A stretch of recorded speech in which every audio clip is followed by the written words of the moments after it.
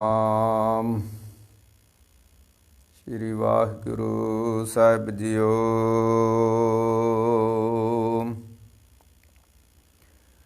ਡੰਡੌਤ ਬੰਧਨ ਅਨਕ ਬਾਰ, ਸਰਬ ਕਲਾ ਸਮਰੱਥ। ਡੋਲਣ ਤੇ ਰਾਖੋ ਪ੍ਰਭੂ, ਨਾਨਕ ਦੇ ਕਰ ਹੱਥ।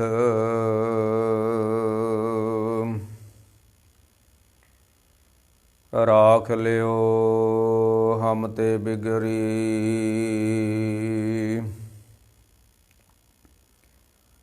ਸੀਲ ਧਰਮ ਜਪ ਭਗਤ ਨ ਕੀਨੀ।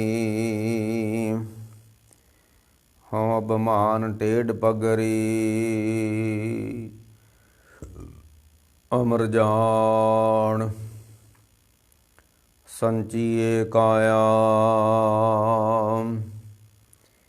ਇਹ ਮਿਥਿਆ ਕਾਚੀ ਗਗਰੀ,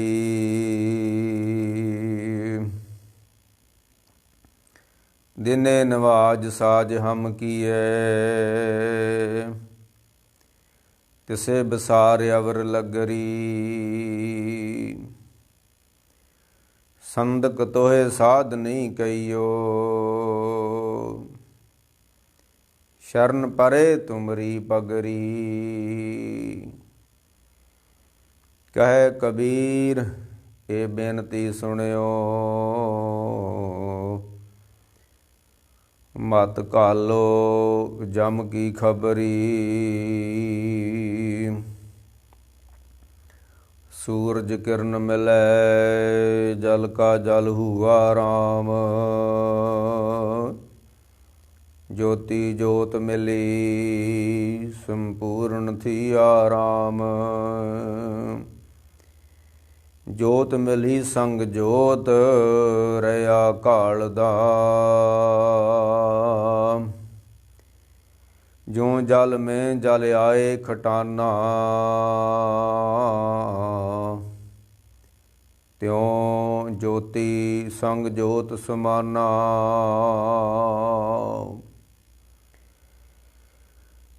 ਨਾਨਕ ਲੀਨ ਭਇਓ ਗੋਬਿੰਦ ਸਿਉ, ਜੋ ਪਾਣੀ ਸੰਗ ਪਾਣੀ।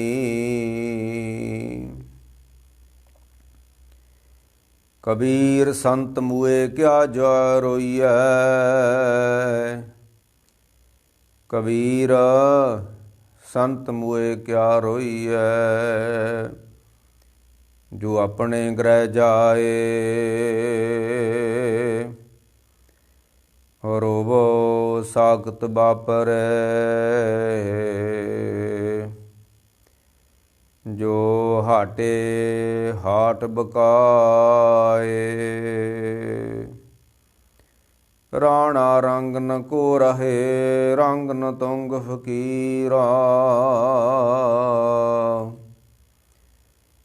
ਵਾਰੀ ਆਪੋ ਆਪਣੀ। ਕੋਈ ਨ ਬੰਦੇ ਧੀਰਾ,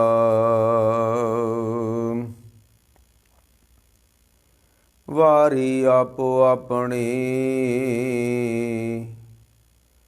ਕੋਈ ਨ ਬੰਦੇ ਤੀਰ, ਜਿਹਾ ਚੀਰੀ ਲਿਖਿਆ। ਤਿਹਾ ਹੁਕਮ ਕਮਾਏ, ਕੱਲੇ ਆਵੇ ਨਾਨਕਾ। ਸੱਦੈ ਉਠੀ ਜਾਏ,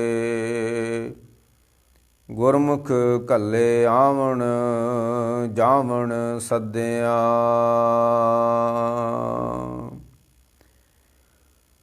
ਸੰਤੇ ਸਤਿਗੁਰ ਬੋਲਿਆ, ਮੈਂ ਪਿਰਛੇ ਕੀਰਤਨ ਕਰਿਓ ਨਿਰਵਾਣ ਜੀਓ। ਸਤਿਗੁਰ ਪੁਰਖ ਜੇ ਬੋਲਿਆ, ਗੁਰ ਸਿੱਖਾਂ ਮਨ ਲਈ ਰਜਾਏ ਜੀਓ। ਮੋਰੀ ਪੁੱਤ ਸਨਮੁਖ ਹੋਇਆ, ਰਾਮਦਾਸੇ ਪੈਰੀ ਪਾਏ ਜੀਓ। ਬੌਰ ਹਮ ਕਾਹੇ ਆਵੇਂਗੇ, ਆਵਣ ਜਾਣਾ ਹੁਕਮ ਤਿਸੇ ਕਾ। ਹੁਕਮੈ ਬੁਝ ਸਮਾਵੇਂਗੇ। ਵਾਹਿਗੁਰੂ ਜੀ ਕਾ ਖਾਲਸਾ, ਵਾਹਿਗੁਰੂ ਜੀ ਕੀ ਫਤਿਹ। ਪਰਮ ਸਤਿਕਾਰਯੋਗ ਗੁਰੂ ਪਿਆਰੀ ਗੁਰੂ ਸਵਾਰੀ ਸਾਧ ਸੰਗਤ ਜੀ, ਧੰਨ ਗੁਰੂ ਗੋਬਿੰਦ ਸਿੰਘ ਮਹਾਰਾਜ ਸੱਚੇ ਪਾਤਸ਼ਾਹ ਜੀ ਦਾ ਅੱਜ ਜੋਤੀ ਜੋਤ ਸਮਾਉਣ ਦਾ ਪੁਰਬ ਹੈ। ਕੱਲ੍ਹ ਆਪਾਂ ਧੰਨ ਗੁਰੂ ਗੋਬਿੰਦ ਸਿੰਘ ਮਹਾਰਾਜ ਸੱਚੇ ਪਾਤਸ਼ਾਹ ਦੇ ਅਸਥਾਨ ਸ੍ਰੀ ਹਜ਼ੂਰ ਸਾਹਿਬ ਬਾਰੇ ਵਿਚਾਰ ਗੋਸ਼ਟ ਕੀਤੀ ਸੀ ਵੀ ਕਿਸ ਤਰ੍ਹਾਂ ਧੰਨ ਗੁਰੂ ਗੋਬਿੰਦ ਸਿੰਘ ਮਹਾਰਾਜ ਦੇ ਸਥਾਨ ਉੱਤੇ ਕੋਈ ਸਿੱਖੀ ਰਹੁ ਰੀਤ ਦੇ ਮੁਤਾਬਕ ਕੰਮ ਨਹੀਂ ਹੋ ਰਿਹਾ। ਉੱਥੇ ਅਨਮਤੀਆਂ ਦਾ ਬੋਲਬਾਲਾ ਹੈ ਤੇ ਅਨਮਤੀਆਂ ਦਾ ਕਬਜ਼ਾ ਉੱਥੇ। ਉਹ ਫੇਰ ਵੀ ਆਪਣੇ ਆਪ ਨੂੰ ਬਹੁਤ ਵੱਡੇ ਸਿੱਖ ਸਾਬਤ ਕਰਦੇ ਨੇ। ਉਹ ਦੱਖਣੀ ਲੋਕ ਜਿਹੜੇ ਨੇ ਉਹ ਭੰਗ ਦਾ ਸੇਵਨ ਕਰਦੇ ਨੇ ਗੁਰਦੁਆਰੇ ਦੇ ਅੰਦਰ ਹੀ। ਉਹ ਬੱਕਰੇ ਵੀ ਝਟਕਦੇ ਨੇ ਤੇ ਹੋਰ ਬੜੀਆਂ ਕੁਰੀਤੀਆਂ ਕਰਦੇ ਨੇ ਹਜ਼ੂਰ ਸਾਹਿਬ ਦੀ ਧਰਤੀ ਉੱਤੇ ਉਹ ਲੋਕ। ਤੇ ਕੱਲ ਮੈਂ ਕਿਹਾ ਸੀ ਪੰਜਾਬ ਦੇ ਗੁਰਦੁਆਰੇ ਤਾਂ ਆਜ਼ਾਦ ਕਰਾ ਲਏ ਸੀ, ਪਰ ਜਿਹੜੇ ਪੰਜਾਬੋਂ ਬਾਹਰ ਸੀ, ਪਟਨਾ ਜਾਂ ਹਜ਼ੂਰ ਸਾਹਿਬ, ਇਹ ਉਹੀ ਮਹੰਤਾਂ ਵਾਲੀਆਂ ਮਰਜ਼ਾਦਾਂ ਇਹਨਾਂ ਜਗ੍ਹਾ 'ਤੇ ਅਜੇ ਤੱਕ ਕਾਇਮ ਨੇ ਤੇ ਉਹ ਕਰਦੇ ਆ ਰਹੇ ਨੇ। ਚਲੋ ਮਹਾਰਾਜ ਧੰਨ ਗੁਰੂ ਗੋਬਿੰਦ ਸੱਚੇ ਪਾਤਸ਼ਾਹ ਰਹਿਮਤ ਕਰਨ, ਬਖਸ਼ਾਂ ਕਰਨ। ਕੋਈ ਸਮਾਂ ਆਵੇ ਉਹਨਾਂ ਲੋਕਾਂ ਨੂੰ ਵੀ ਸਮੱਤ ਮਹਾਰਾਜ ਸੱਚੇ ਪਾਤਸ਼ਾਹ ਦੇਣ। ਵੱਡੀ ਗੱਲ ਆ ਵੀ ਉੱਥੇ ਹੋ ਰਹੀਆਂ ਕ੍ਰੀਤੀਆਂ ਦਾ ਕੋਈ ਜ਼ਿਕਰ ਨਹੀਂ ਕਰਦਾ, ਕੋਈ ਗੁਣੀ ਗਿਆਨੀ, ਕੋਈ ਕਥਾਵਾਚਕ ਉੱਥੇ ਹੋ ਰਹੀਆਂ ਕੁਰੀਤੀਆਂ ਦਾ ਕਦੀ ਜ਼ਿਕਰ ਨਹੀਂ ਕਰਦਾ। ਤੋ ਆਓ ਅੱਜ ਆਪਾਂ ਧੰਨ ਗੁਰੂ ਗੋਬਿੰਦ ਸਿੰਘ ਮਹਾਰਾਜ ਸੱਚੇ ਪਾਤਸ਼ਾਹ ਜੋਤੀ ਜੋਤ ਸਮਾਉਣ ਲੱਗੇ ਨੇ। ਇਹ ਫਾਨੀ ਸੰਸਾਰ ਤੋਂ ਕੂਚ ਕਰਨ ਲੱਗੇ ਨੇ ਕਿ ਗੁਰੂ ਕੀ ਬਾਣੀ ਦਾ ਬਚਨ ਹੈ ਕਿ ਜੋ ਆਇਆ ਸੋ ਚੱਲ ਸੀ, ਸਭ ਕੋਈ ਆਈ ਵਾਰੀਏ। ਰਾਣਾ ਰੰਗ ਨ ਕੋਰੈ ਰੰਗ ਨ ਤੁੰਗ, ਫਕੀਰ ਵਾਰੀ ਆਪੋ ਆਪਣੀ। ਪੀਰ ਪਕੰਬਰ ਔਲੀਏ ਕੋ ਥਿਰ ਨ ਰਹਾਸੀ। ਭਾਵੇਂ ਕੋ ਰਾਜਾ ਹੈ ਤੇ ਭਾਵੇਂ ਪ੍ਰਜਾ ਹੈ, ਭਾਵੇਂ ਅਮੀਰ ਹੈ ਤੇ ਭਾਵੇਂ ਗਰੀਬ ਹੈ, ਭਾਵੇਂ ਕੋਈ ਰਹਿਬਰ ਆ, ਗੁਰੂ ਪੀਰ ਆ, ਪਗੰਬਰ ਆ, ਕੋਈ ਵੀ ਆ। ਮਾਰ ਕਹਿੰਦੇ ਪੀਰ ਪਗੰਬਰ ਔਲੀਏ ਕੋ ਥਿਰ ਨਾ ਰਹਾ ਸੀ। ਇਸ ਧਰਤੀ ਉੱਤੇ ਅੱਜ ਤੱਕ ਕੋਈ ਨਹੀਂ ਰਹਿ ਸਕਿਆ ਤੇ ਨਾ ਕੋਈ ਰਹਿ ਸਕਦਾ। ਗੁਰੂ ਕੀ ਬਾਣੀ ਕਾ ਇੱਕ ਬਚਨ ਆਉਂਦਾ ਕਿ ਮਾਰ ਕੰਡੇ ਤੇ ਕੋ ਅਧਿਕਾਈ। ਇਸ ਧਰਤੀ ਉੱਤੇ ਸਭ ਤੋਂ ਵੱਡੀ ਉਮਰ ਭੋਗੀ ਆ ਮਾਰ ਕੰਡੇ ਰਿਖੀ ਨੇ। ਪਰ ਵੱਡੀ ਚੀਜ਼ ਦਾ ਵੀ ਅੰਤ ਹੋ ਜਾਂਦਾ ਹੈ। ਭਾਵੇਂ ਉਸ ਨੇ ਵੱਡੀ ਉਮਰ ਭੋਗੀ ਹੈ ਮਾਰ ਕੰਡੇ ਰਿਖੀ ਨੇ, ਪਰ ਫੇਰ ਵੀ ਉਸ ਨੂੰ ਫਾਨੀ ਸੰਸਾਰ ਤੋਂ ਕੂਚ ਕਰਨਾ ਹੀ ਪਿਆ। ਗੁਰੂ ਧੰਨ ਗੁਰੂ ਤੇਗ ਬਹਾਦਰ ਮਹਾਰਾਜ ਨੇ ਬਾਰ-ਬਾਰ ਮੌਤ ਦਾ ਜ਼ਿਕਰ ਕੀਤਾ ਹੈ ਕਿ ਬੰਦਿਆ, ਜਿੰਨਾ ਚਿਰ ਤੈਨੂੰ ਮੌਤ ਚੇਤੇ ਵਿੱਚ ਨਹੀਂ ਹੈ ਉਨਾ ਚਿਰ ਤੂੰ ਧਰਮ ਨਹੀਂ ਕਮਾ ਸਕਦਾ। ਗੁਰੂ ਨਾਨਕ ਸਾਹਿਬ ਦਾ ਬਚਨ ਆ ਕਿ ਪਹਿਲਾਂ ਮਰਨ ਕਬੂਲ। ਇਹ ਕਬੂਲਨਾਮਾ ਕਰੋ ਕਿ ਅਸੀਂ ਮਰਨਾ ਹੈ, ਰਹਿਣਾ ਨਹੀਂ ਹੈ। ਗੁਰੂ ਨਾਨਕ ਸਾਹਿਬ ਨੇ ਜਦੋਂ ਕਾਰੂ ਬਾਦਸ਼ਾਹ ਨੂੰ ਵਸੀਅਤ ਲਿਖ ਕੇ ਦਿੱਤੀ ਤੇ ਉਹਦੇ ਵਿੱਚ ਵੀ ਉਹਨਾਂ ਮਾਰ ਨੇ ਕਿਹਾ ਵੀ ਕਿਸ ਕੀ ਇਹ ਦੁਨੀਆ, ਕਿਸ ਕੇ ਘਰ-ਬਾਰ, ਚੱਲਣਾ ਹੈ ਚੰਦ ਰੋਜ਼ਾ ਸਮਾਰ। ਇਹ ਧਨ ਕਿੰਨਾ ਕੁ ਚਿਰ ਇਕੱਠਾ ਕਰਕੇ ਤੇ ਕਿੰਨਾ ਕੁ ਚਿਰ ਤੂੰ ਧਰਤੀ ਤੇ ਸੁੱਖ ਭੋਗ ਲੇਗਾ। ਉੜਦੇ ਜਨਾਵਰ ਕੀ ਛਾਵ, ਵੇਖ ਕੀਤੇ ਹੋਏ ਮਿੱਟੀ ਵੇਖ ਕੀਤੇ ਹੋਏ ਖਾ ਕੋਈ ਲਏ ਨਾ ਨਾਉ। ਅਰਬਾਂ ਖਰਬਾਂ ਦੁਨੀਆ ਇਸ ਮਿੱਟੀ ਵਿੱਚ ਸਮਾ ਗਈ ਹੈ ਤੇ ਤੂੰ ਕਿੰਨਾ ਕੁ ਚਿਰ ਬੰਦਿਆ ਇਸ ਧਰਤੀ ਉੱਤੇ ਆਪਣਾ ਵਾਸ ਕਰ ਲੇਗਾ। ਗੁਰੂ ਨਾਨਕ ਸਾਹਿਬ ਨੇ ਇੱਕ ਬਚਨ ਕੀਤਾ, ਦੁਨੀਆ ਕੈਸ ਮੁਕਾਮੇ। ਇਹ ਸਵਾਲ ਹੈ ਗੁਰੂ ਨਾਨਕ ਸਾਹਿਬ ਦਾ ਕਿ ਇਹ ਬੰਦਿਆ, ਜਿਸ ਧਰਤੀ ਉੱਤੇ, ਜਿਸ ਦੁਨੀਆ 'ਤੇ ਤੂੰ ਵਿਚਰ ਰਿਹਾ ਹੈ, ਇਹ ਤੇਰੇ ਰਹਿਣ ਵਾਲੀ ਜਗ੍ਹਾ ਨਹੀਂ ਹੈ। ਦੁਨੀਆ ਕੈਸ ਮੁਕਾਮੇ, ਜਿਹਨੂੰ ਇਹ ਮਕਾਮ ਸ਼ਬਦ ਜਿਹੜਾ ਅਰਬੀ ਦਾ ਹੈ ਤੇ ਪੰਜਾਬੀ 'ਚ ਕਹਿੰਦੀ ਹੈ ਮੇਰਾ ਮਕਾਨ ਹੈ, ਮੇਰਾ ਘਰ ਹੈ, ਤੇ ਅਰਬੀ 'ਚ ਉਹਨੂੰ ਕਹਿੰਦੇ ਨੇ ਮੁਕਾਮ, ਤੇ ਪੰਜਾਬੀ 'ਚ ਉਰਦੂ 'ਚ ਕਹਿੰਦੇ ਨੇ ਇਹਨੂੰ ਮਕਾਨ। ਮੇਰਾ ਮਕਾਨ ਹੈ ਜਿੱਥੇ ਮੈਂ ਰਹਿ ਰਿਹਾ। ਮਰ ਕਹਿੰਦੇ ਦੇਖ ਬੰਦਿਆ, ਦੁਨੀਆ ਕੈਸ ਮੁਕਾਮੇ। ਜੋਗੀ ਤਾਂ ਜਿਹੜਾ ਉਹ ਬੜਾ ਲੰਮਾ ਸ਼ਬਦ ਉਹ ਮਹਾਰਾਜ ਨੇ ਕਿਹਾ, ਮੈਂ ਉਧਰ ਨਾ ਹੀ ਜਾਵਾਂ ਹੁਣ, ਕਿਉਂਕਿ ਆਪਾਂ ਧੰਨ ਗੁਰੂ ਗੋਬਿੰਦ ਸਿੰਘ ਮਹਾਰਾਜ ਦੀ ਜੀਵਨ ਗਾਥਾ, ਕਿਉਂਕਿ ਸਭ ਤੋਂ ਵੱਧ ਭੁਲੇਖਾ ਜੇ ਕਿਤੇ ਪਾਇਆ ਗਿਆ ਤੇ ਉਹ ਗੁਰੂ ਗੋਬਿੰਦ ਸਿੰਘ ਦੇ ਆਖਰੀ ਸਮੇਂ ਤੇ ਪਾਇਆ ਗਿਆ ਵੀ ਕਿਸ ਤਰ੍ਹਾਂ ਸੱਚੇ ਪਾਤਸ਼ਾਹ ਫਾਨੀ ਸੰਸਾਰ ਤੋਂ ਗਏ ਨੇ। ਕੋਈ ਸਿੱਖਾਂ ਨੂੰ ਪਤਾ ਨਹੀਂ ਲੱਗਣ ਦਿਆ। ਵੱਖੋ ਵੱਖ ਕਹਾਣੀਆਂ, ਘੋੜਾ ਤਾਂ ਨੂੰ ਉੱਡ ਗਿਆ, ਉਹ ਹੋ ਗਿਆ, ਇਸ ਤਰ੍ਹਾਂ ਹੋ ਗਿਆ, ਇਹ ਬੜੇ ਭੁਲੇਖੇ ਪਾਏ ਜਾ ਰਹੇ ਨੇ। ਮੈਂ ਕਹਿ ਰਿਹਾ ਸੀ ਕਿ ਬਾਣੀ ਕਹਿੰਦੀ ਬੰਦਿਆ ਦੁਨੀਆ ਕੈਸ ਮੁਕਾਮੇ, ਤੂੰ ਬਹੁਤਾ ਚਿਰ ਇਸ ਧਰਤੀ ਤੇ ਰਹਿ ਨਹੀਂ ਸਕਦਾ, ਤੈਨੂੰ ਇਸ ਫਾਨੀ ਸੰਸਾਰ ਤੋਂ ਕੂਚ ਕਰਨਾ ਪੈਣਾ। ਬੰਦਿਆ ਤੂੰ ਜਿੰਨੇ ਜਿੰਨੇ ਮਰਜ਼ੀ ਗਹਿਰੀ ਕਰਕੇ ਨੀਂਵ ਖਦਾਈ, ਉੱਪਰ ਮੰਡਪ ਛਾਏ, ਮਾਰ ਕੰਡੇ ਤੇ ਕੋਹ ਦਿਖਾਈ, ਜਿਨ ਤਿਰ ਤਲ ਮੂੰਡ ਬੁਲਾਏ। ਮਹਾਰਾਜ ਕਿਹਾ ਬੰਦਿਆ ਜਿੰਨੀਆਂ ਜਿੰਨੀਆਂ ਮਰਜ਼ੀ ਗਹਿਰੀਆਂ ਨੀਆਂ ਪੱਟ ਲਾ, ਨੀਆਂ ਤੇ ਹੋ ਸਕਦਾ ਰਹਿ ਜਾਣ, ਪਰ ਨੀਆਂ ਪੱਟਣ ਵਾਲੇ ਫਾਨੀ ਸੰਸਾਰ ਤੋਂ ਕੂਚ ਕਰ ਗਏ ਨੇ ਤੇ ਦਰ ਕੂਚ ਕੂਚਾ ਕਰ ਗਏ ਅਵਰੇ ਵੀ ਚੱਲਣਹਾਰ। ਜੋ ਆਇਆ ਸੋ ਚੱਲ ਸੀ। ਭਗਤ ਰਵਿਦਾਸ ਜੀ ਕਹਿੰਦੇ ਨੇ ਜੋ ਦਿਨ ਆਵੇ ਸੋ ਦਿਨ ਜਾਈ, ਕਰਨਾ ਕੂਚ ਰਹਿਣ ਥਿਰ ਨਾਹੀ, ਸੰਗ ਚਲਤ ਹੈ ਹਮ ਵੀ ਚਲਣਾ, ਦੂਰ ਗਵਨ ਸਿਰ ਉੱਪਰ ਮਰਨਾ। ਧੰਨ ਗੁਰੂ ਤੇਗ ਬਹਾਦਰ ਨੇ ਇੱਕ ਬੜੀ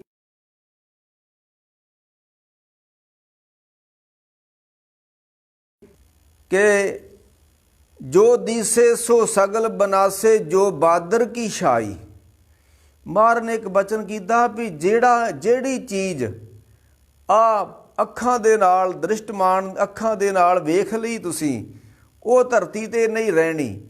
ਉਹ ਭਾਵੇਂ ਕੋਈ ਗੁਰੂ ਆ, ਪੀਰ ਆ, ਪੈਗੰਬਰ ਆ, ਜਿਹੜੀ ਚੀਜ਼ ਅੱਖਾਂ ਨਾਲ ਦਿਖ ਗਈ ਆ ਨਾ, ਉਹ ਧਰਤੀ ਤੇ ਨਹੀਂ ਰਹਿਣੀ। ਉਹ ਇੱਕ ਦਿਨ ਉਹਦਾ ਅੰਤ ਹੋ ਹੀ ਜਾਣਾ। ਵੇਖੋ ਹੁਣ ਗੁਰੂ ਗ੍ਰੰਥ ਸਾਹਿਬ ਮਹਾਰਾਜ ਦਾ ਸਰੂਪ ਆ, ਅਸੀਂ ਅੱਖਾਂ ਦੇ ਨਾਲ ਦਰਸ਼ਨ ਕਰਦੇ ਨੇ ਨੇਤਰਾਂ ਦੇ ਨਾਲ, ਪਰ ਇਹ ਵੀ ਗੁਰੂ ਗ੍ਰੰਥ ਸਾਹਿਬ ਦਾ ਸਰੂਪ ਵੀ ਬਿਰਧ ਹੋ ਜਾਂਦਾ ਤੇ ਫਿਰ ਗੋਂਦਵਾਲ ਸਾਹਿਬ ਦੀ ਧਰਤੀ ਤੇ ਖੜ ਕੇ ਇਸ ਨੂੰ ਅਗਨ ਭੇਟ ਕੀਤਾ ਜਾਂਦਾ। ਇਸ ਕਰਕੇ ਮਹਾਰਾਜ ਕਹਿੰਦੇ ਭਾਈ ਇਹ ਦੁਨੀਆ ਤੇ ਸਦੀਵੀ ਨਹੀਂ ਰਹਿਣਾ, ਇਹ ਚੰਦ ਰੋਜ਼ਾ ਫੇਰਾ ਹੈ, ਇੱਥੋਂ ਸਾਰੇ ਤੁਰ ਗਏ ਨੇ ਤੇ ਸਾਰਿਆਂ ਨੂੰ ਤੁਰਨਾ ਹੀ ਪੈਣਾ ਵਾ। ਇਹ ਕਿੰਨਾ ਕੁ ਚਿਰ ਜੋ ਜਨਮੇ ਸੋ ਜਾਨੋ ਮੂਆ, ਜਿਹੜਾ ਵੀ ਜਿਹਨੇ ਜਨਮ ਲਿਆ ਨਾ ਭਾਈ ਉਹਨੇ ਇੱਕ ਦਿਨ ਮਰਨਾ ਹੀ ਮਰਨਾ। ਤੇ ਆਓ ਧੰਨ ਗੁਰੂ ਗੋਬਿੰਦ ਸੱਚੇ ਪਾਤਸ਼ਾਹ ਦੀ 42 ਸਾਲ ਦੀ ਉਮਰ ਹੈ ਤੇ ਏਡੇ ਏਡੇ ਵੱਡੇ ਕਾਰਨਾਮੇ ਕਿਸੇ ਨੇ ਲਿਖਿਆ ਸੀ ਕਿ ਇੱਕ ਉਹਦੇ ਹੱਥ ਵਿੱਚ ਬਾਜ, ਦੂਜੇ ਹੱਥ ਵਿੱਚ ਉਹਦੇ ਘੋੜਾ, ਇੱਕ ਹੱਥ ਵਿੱਚ ਉਹਦੇ ਬਾਜ, ਦੂਜੇ ਹੱਥ ਵਿੱਚ ਉਹਦੇ ਘੋੜਾ, ਵਾਟ ਉਹਦੀ ਬੜੀ ਲੰਬੀ ਤੇ ਸਮਾਂ ਉਹਦੇ ਕੋ ਬੜਾ ਥੋੜਾ। ਮਹਾਰਾਜ ਨੇ ਕਿੱਡਾ ਲੰਮੇਰਾ ਪੰਧ ਤੈਅ ਕੀਤਾ। ਪਟਨਾ ਸਾਹਿਬ ਤੋਂ ਆਨੰਦਪੁਰ ਆਉਂਦੇ ਨੇ, ਆਨੰਦਪੁਰ ਸਾਹਿਬ ਤੋਂ ਪੌਡਾ ਸਾਹਿਬ ਜਾਂਦੇ ਨੇ, ਇਹ ਉਹਨਾਂ ਦਾ ਸਫ਼ਰ ਹੈ। ਤੇ ਉਹ ਆਨੰਦਪੁਰ ਸਾਹਿਬ ਤੋਂ ਮੁੜ ਕੇ ਚਮਕੌਰ ਸਾਹਿਬ ਤੋਂ ਮਹਾਰਾਜ ਮੁਕਤਸਰ ਸਾਹਿਬ ਦੀ ਧਰਤੀ ਤੇ ਫਿਰ ਦਮਦਮਾ ਸਾਹਿਬ ਤੇ ਫਿਰ ਇੱਥੋਂ ਦੱਖਣ ਨੂੰ ਕੂਚ ਕਰਦੇ ਨੇ ਮਹਾਰਾਜ ਸੱਚੇ ਪਾਤਸ਼ਾਹ। ਕਿੱਡਾ ਲੰਮੇਰਾ ਸਫ਼ਰ ਕੀਤਾ ਮਹਾਰਾਜ ਸੱਚੇ ਪਾਤਸ਼ਾਹ ਨੇ, ਤੇ ਨਿਰਾ ਸਫ਼ਰ ਨਹੀਂ ਕੀਤਾ, ਕਿੱਡੇ ਕਿੱਡੇ ਕਾਰਨਾਮੇ ਧੰਨ ਗੁਰੂ ਗੋਬਿੰਦ ਸੱਚੇ ਪਾਤਸ਼ਾਹ ਨੇ ਇਸ ਧਰਤੀ ਉੱਤੇ ਕੀਤੇ। ਤੇ ਸੱਚਾਈ ਦਾ ਮੁੱਲ ਉਹਨਾਂ ਨੂੰ ਉਤਾਰਨਾ ਪਿਆ ਬਹੁਤ ਵੱਡਾ, ਕਿਉਂਕਿ ਦੁਨੀਆ ਉੱਤੇ ਝੂਠ ਚੱਲਦਾ ਹੈ, ਸੱਚ ਨਹੀਂ ਚੱਲਦਾ। ਤੋ ਆਓ ਧੰਨ ਗੁਰੂ ਗੋਬਿੰਦ ਸੱਚੇ ਪਾਤਸ਼ਾਹ ਉਸ ਧਰਤੀ ਉੱਤੇ ਜਾਂਦੇ ਨੇ ਦੱਖਣ, ਜਿਹਨੂੰ ਅਬਚਲ ਨਗਰ ਵੀ ਕੋਈ ਕਹਿੰਦਾ ਤੇ ਹਜੂਰ ਸਾਹਿਬ ਵੀ ਕਹਿੰਦੇ ਨੇ। ਅਸਲ ਨਾਂ ਉਹ ਸ਼ਹਿਰ ਦਾ ਨੰਦੇੜ ਵਾ, ਤੇ ਨੰਦੇੜ ਵਿੱਚ ਸਾਡਾ ਗੁਰਦੁਆਰਾ ਸੱਚਖੰਡ ਸ੍ਰੀ ਹਜੂਰ ਸਾਹਿਬ ਉਹ ਗੁਰਦੁਆਰਾ ਹੈ। ਪਰ ਉਸ ਗੁਰਦੁਆਰੇ ਨੂੰ ਉਹਨਾਂ ਲੋਕਾਂ ਨੇ ਇੱਕ ਹਵਾ ਬਣਾ ਕੇ ਸਿੱਖ ਕੌਮ ਦੇ ਸਾਹਮਣੇ ਪੇਸ਼ ਕਰ ਦਿੱਤਾ ਹੈ। ਉਹ ਸੱਚਖੰਡ ਦੀਆਂ ਚਾਬੀਆਂ ਇੱਕ ਬੰਦੇ ਕੋਲ ਹੋਣਗੀਆਂ, ਬੰਦਾ ਆਪਣੀ ਮਰਜ਼ੀ ਨਾਲ ਸੱਚਖੰਡ ਖੋਲ੍ਹੇ ਨਾ ਖੋਲ੍ਹੇ, ਜਿੱਦਾਂ ਮਰਜ਼ੀ ਕਰ ਲੇ। ਤੇ ਇੱਕ ਸਾਖੀ ਘੜੀ ਜਾਂਦੀ ਕਿ ਧੰਨ ਗੁਰੂ ਗੋਬਿੰਦ ਸਿੰਘ ਜਦੋਂ ਉੱਥੇ ਜਾਂਦੇ ਨੇ ਤੇ ਬਹਾਦਰ ਸ਼ਾਹ ਦੇ ਨਾਲ ਨੇੜਤਾ ਵੇਖ ਕੇ ਤੇ ਸੂਬੇ ਸਰਹੰਦ ਦਾ ਸੂਬੇਦਾਰ ਵਜੀਦ ਖਾਂ ਧੰਨ ਗੁਰੂ ਗੋਬਿੰਦ ਸਿੰਘ ਨੂੰ ਖਤਮ ਕਰਨ ਵਾਸਤੇ 2 ਬੰਦਿਆਂ ਦੀ ਡਿਊਟੀ ਲਾ ਦਿੰਦਾ ਹੈ, ਜੋ ਸਾਖੀ ਘੜੀ ਜਾਂਦੀ ਹੈ। ਪਰ ਇਹ ਸਾਖੀ ਭਾਈ ਕਾਹਨ ਸਿੰਘ ਨਾਭਾ ਨੇ ਇਸ ਸਾਖੀ ਨੂੰ ਗਲਤ ਬਿਆਨ ਕੀਤਾ। ਉਹਨੇ ਆਖਿਆ ਇਹ ਮਨੋਕਲਪਿਤ ਸਾਖੀ, ਇਸ ਤਰ੍ਹਾਂ ਹੋਇਆ ਨਹੀਂ ਹੈ। ਪਤਾ ਨਹੀਂ ਇਹ ਸਾਖੀਆਂ ਕਿਉਂ ਘੜੀਆਂ ਜਾਂਦੀਆਂ, ਮੈਂ ਅੱਗੇ ਜਾ ਕੇ ਥੋੜ੍ਹਾ ਜਿਹਾ ਇਸ਼ਾਰਾ ਇਸ ਦਾ ਕਰੂੰਗਾ। ਧੰਨ ਗੁਰੂ ਗੋਬਿੰਦ ਸੱਚੇ ਪਾਤਸ਼ਾਹ ਦੇ ਮਗਰ 2 ਪਠਾਨ ਲਾ ਦਿੱਤੇ ਜਾਂਦੇ ਨੇ ਵੀ ਇਹਨਾਂ ਨੂੰ ਖਤਮ ਕੀਤਾ ਜਾਵੇ। ਉਹ ਪਠਾਨ ਤੁਰਦੇ ਤੁਰਦੇ ਨੰਦੇੜ ਉੱਥੇ ਚਲ ਜਾਂਦੇ ਨੇ। ਜਿਹੜੀ ਸਾਖੀ ਘੜੀ ਗਈ ਹੈ ਗਲਤ ਸਾਖੀ ਹੈ, ਮੈਂ ਕਹਿ ਰਿਹਾ ਦੁਬਾਰਾ ਬਾਰਾਂ। ਇਹ ਕਵੀ ਸੰਤੋਖ ਸਿੰਘ ਨੇ ਘੜੀ ਆ, ਤੇ ਉਹ ਕਹਿੰਦਾ ਵੀ ਜਦੋਂ ਗੁਰੂ ਗੋਬਿੰਦ ਸਿੰਘ ਦਰਬਾਰ ਲਾ ਕੇ ਬਹਿੰਦੇ ਨੇ ਤੇ ਇਹ ਦੋਵੇਂ ਪਠਾਨ ਗੁਰੂ ਗੋਬਿੰਦ ਸਿੰਘ ਦੇ ਸਾਹਮਣੇ ਬਹਿੰਦੇ ਨੇ, ਤੇ ਗੁਰੂ ਗੋਬਿੰਦ ਸਿੰਘ ਬੜੇ ਹੱਸਦੇ ਨੇ ਇਹਨਾਂ ਨੂੰ ਵੇਖ ਕੇ। ਤੇ ਇਹ ਜਦੋਂ ਫਿਰ ਆਪਣੇ ਘਰ ਆਉਂਦੇ ਨੇ, ਉੱਥੇ ਗੁਰੂ ਗੋਬਿੰਦ ਸਿੰਘ ਦੇ ਕੋਲ ਉੱਠ ਕੇ ਆਪਣੀ ਮਾਂ ਨਾਲ ਗੱਲਾਂ ਕਰਦੇ ਨੇ। ਹੁਣ ਵੇਖੋ, ਸਰਹੰਦ ਤੋਂ ਭੇਜੇ ਨੇ, ਇੱਥੋਂ ਦੇ ਰਹਿਣ ਵਾਲੇ ਨੇ, ਤੇ ਨੰਦੇੜ ਦੇ ਵਿੱਚ ਕਵੀ ਸੰਤੋਖ ਸਿੰਘ ਕਹਿੰਦਾ ਆਪਣੀ ਮਾਂ ਦੇ ਨਾਲ ਗੱਲਾਂ ਬਾਤਾਂ ਕਰਦੇ ਨੇ। ਉੱਥੇ ਕਿਹੜੀ ਉਹਨਾਂ ਦੀ ਮਾਂ ਬੈਠੀ ਹੋਈ ਸੀ ਜਿਨ੍ਹਾਂ ਨੇ ਗੱਲਾਂ ਬਾਤਾਂ ਕਰਦੇ ਸੀ। ਉਸੇ ਸਾਖੀ ਵਿੱਚੋਂ ਝੂਠ ਲੱਭ ਜਾਂਦਾ। ਜੇ ਕੋਈ ਥੋੜ੍ਹੇ ਧਿਆਨ ਨਾਲ ਪੜ੍ਹੇ ਵੀ ਇਹ ਸਾਖੀ ਕਿਸ ਤਰ੍ਹਾਂ ਘੜੀ ਗਈ ਹੈ, ਉਹਦੀ ਸਾਖੀ ਵਿੱਚੋਂ ਝੂਠ ਫੜਿਆ ਜਾਂਦਾ ਹੈ। ਕਹਿੰਦੇ ਫਿਰ ਉਹ ਗੁਰੂ ਗੋਬਿੰਦ ਸਿੰਘ ਦੇ ਮਗਰ ਲੱਗੇ ਨੇ 2 ਪਠਾਨ ਮਹਾਰਾਜ ਨੂੰ ਖਤਮ ਕਰਨ ਵਾਸਤੇ। ਤੇ ਗੁਰੂ ਗੋਬਿੰਦ ਸਿੰਘ ਰਹਿ ਰਾਹ ਦੇ ਪਾਠ ਤੋਂ ਬਾਅਦ ਆਪਣੇ ਤੰਬੂ ਖੇਮੇ ਵਿੱਚ ਵਿਸ਼ਰਾਮ ਕਰਦੇ ਨੇ। ਤੇ ਗੁੱਲ ਖਾਂ ਦਾ ਨਾਮ ਪਠਾਨ ਜਿਹੜਾ ਉਹ ਮਹਾਰਾਜ ਦੇ ਤੰਬੂ 'ਚ ਜਾ ਕੇ ਸੱਚੇ ਪਾਤਸ਼ਾਹ ਨੂੰ ਛੁਰਾ ਮਾਰ ਦਿੰਦਾ ਹੈ। ਤੇ ਸੱਚੇ ਪਾਤਸ਼ਾਹ ਆਪਣੀ ਤਲਵਾਰ ਦੇ ਨਾਲ ਉਹਦਾ ਸਿਰ ਵੱਢ ਦਿੰਦੇ ਨੇ, ਤੇ ਦੂਸਰੇ ਨੂੰ ਸਿੰਘਾਂ ਨੇ ਫੜ ਕੇ ਉੱਥੇ ਹੀ ਖਤਮ ਕਰ ਦਿੱਤਾ। ਜੋ ਸਾਖੀ ਘੜੀ ਗਈ ਹੈ। ਫਿਰ ਮਹਾਰਾਜ ਨੂੰ ਦੇ ਉਹ ਪੇਟ ਵਿੱਚ ਛੁਰਾ ਖੁੱਭ ਗਿਆ ਸੀ, ਤੇ ਮੁੜ ਕੇ ਆਪਣੇ ਡਾਕਟਰ ਨੂੰ ਸੱਦ ਕੇ ਤੇ ਉੱਥੇ ਟਾਂਕੇ ਲਵਾਏ ਗਏ।